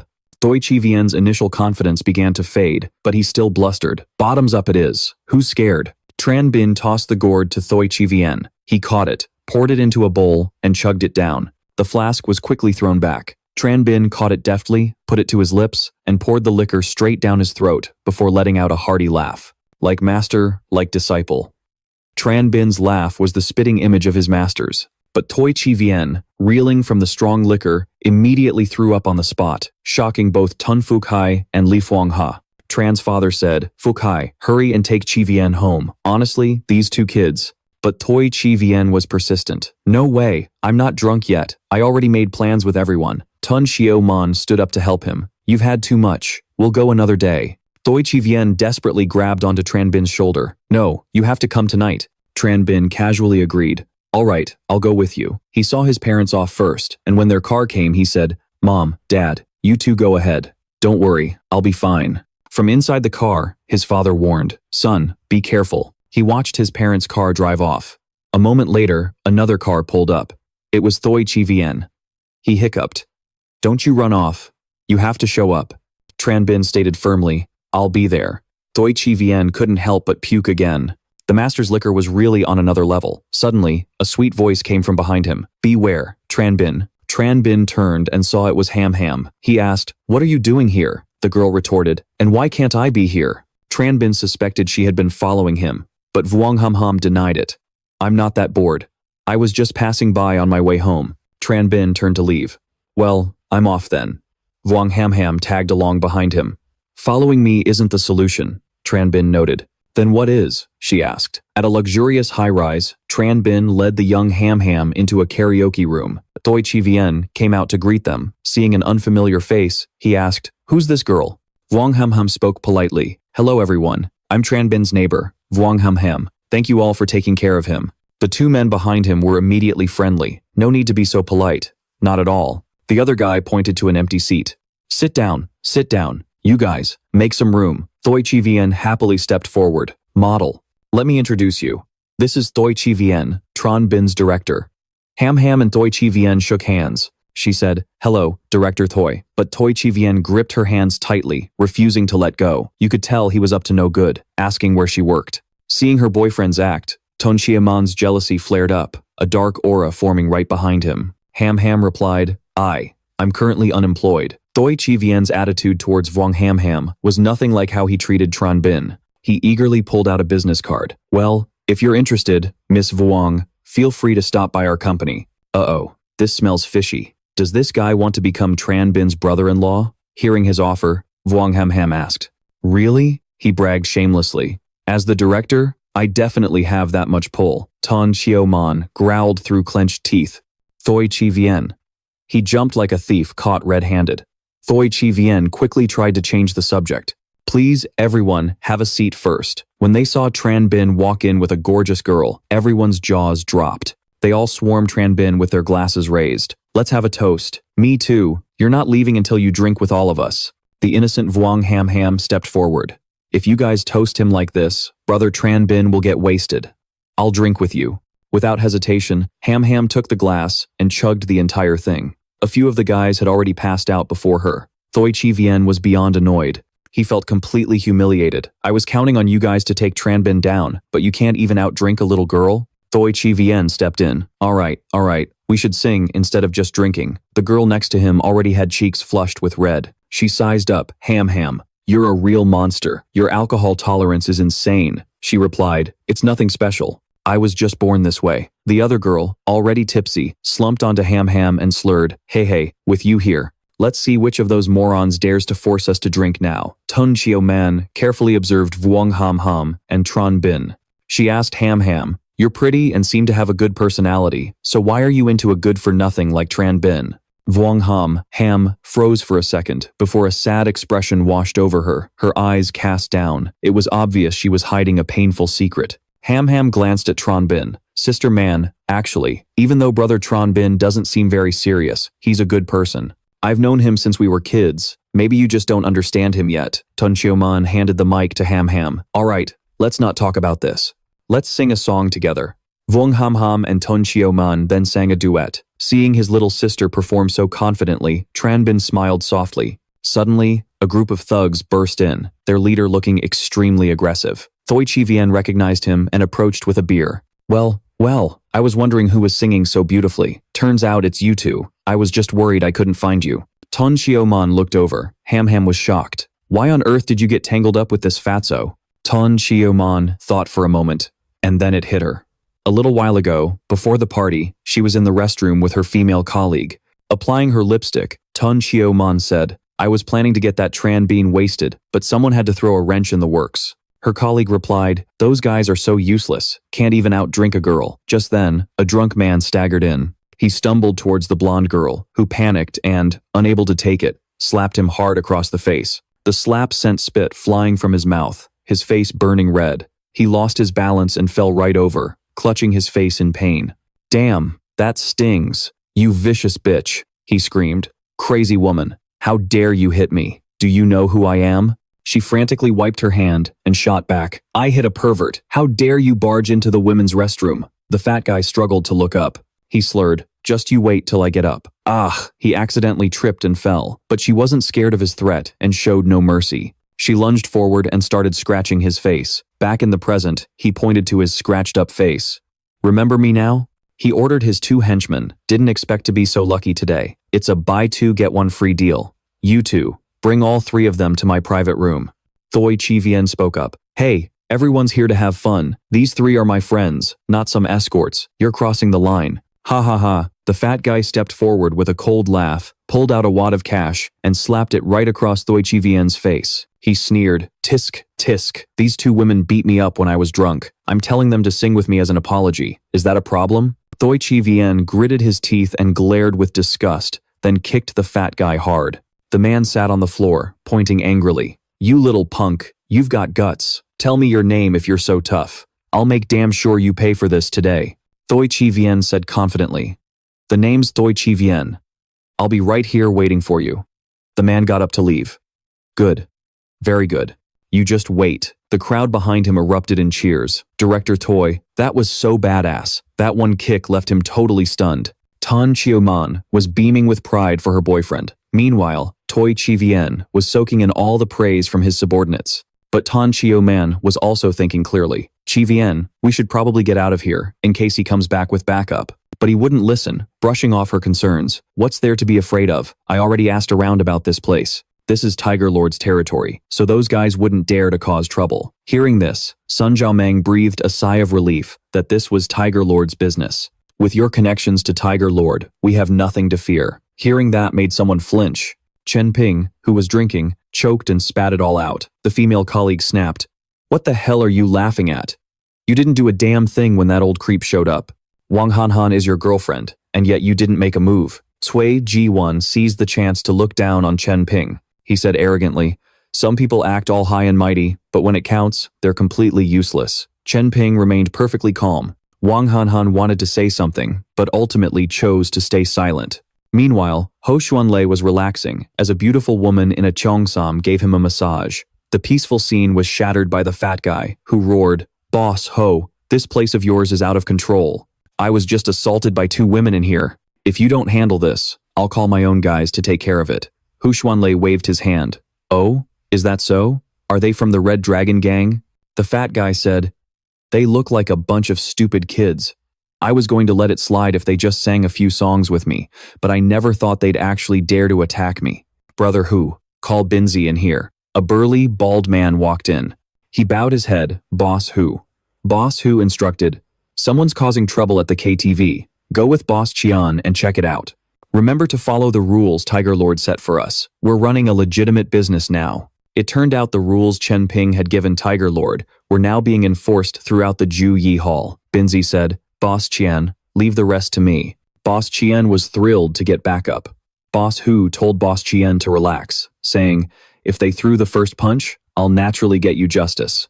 Back in the karaoke room, everyone was still celebrating, completely buying into Kui Jiyuan's lies. Chen Ping chugged a large glass of beer, while Han Han just sipped her lemonade.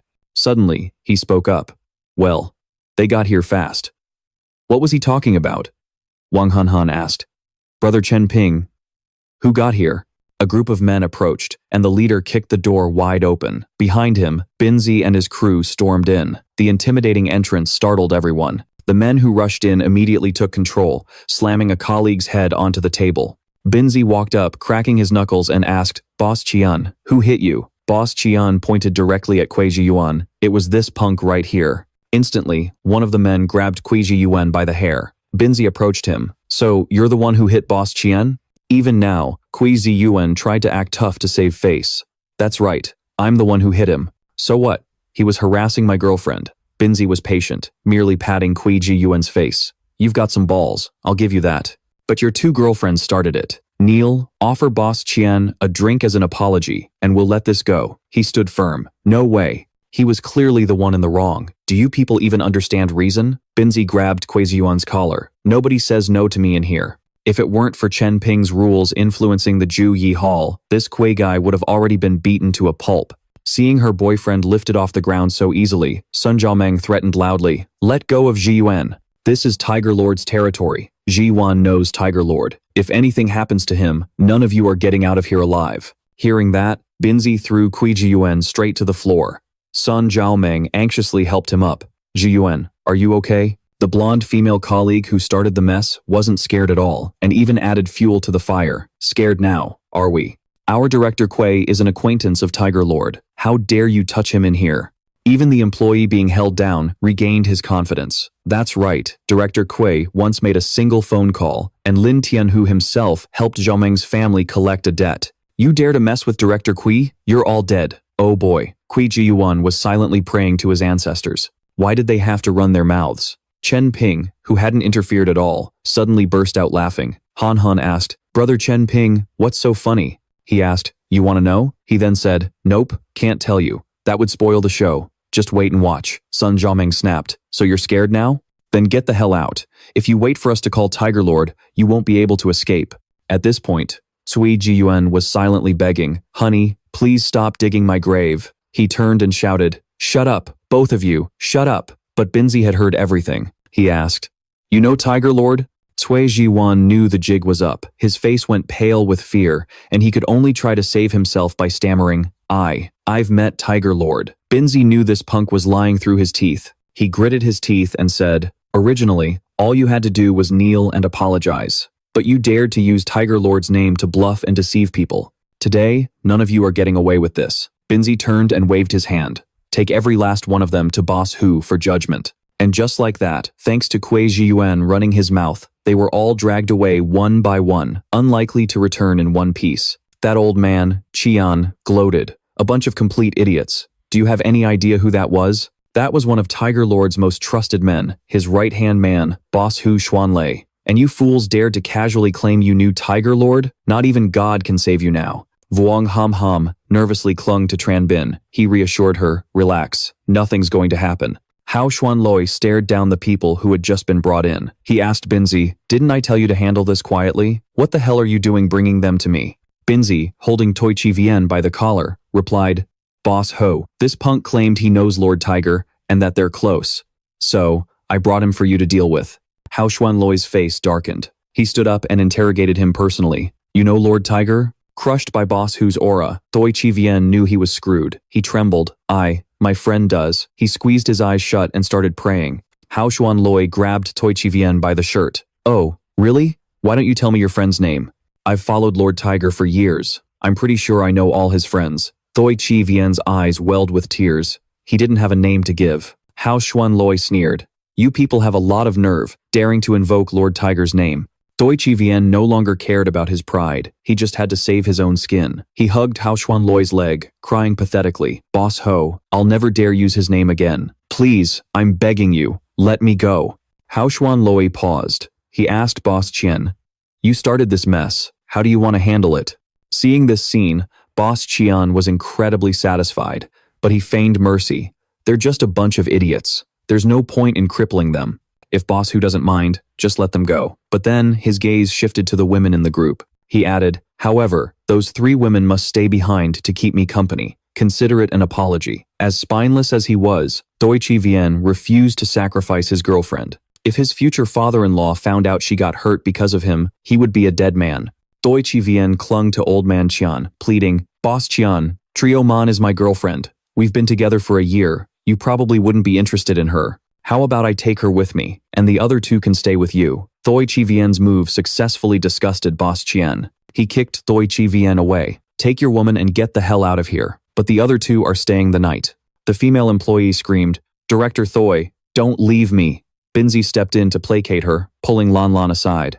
You're just having a few drinks with Boss Qian, not that.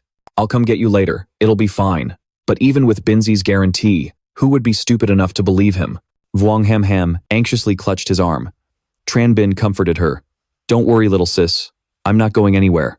That creep, Qian, approached, reaching out to touch Ham Ham's skin. What's this? Can't bear to leave your little girlfriend behind? Tran Bin grabbed his arm. He never planned on abandoning his little sister. I never thought about leaving. Feeling his wrist being crushed in an iron grip, the man screamed, My hand! Ag, it's going to break. Let me go. If you don't, you and your girlfriend are dead meat.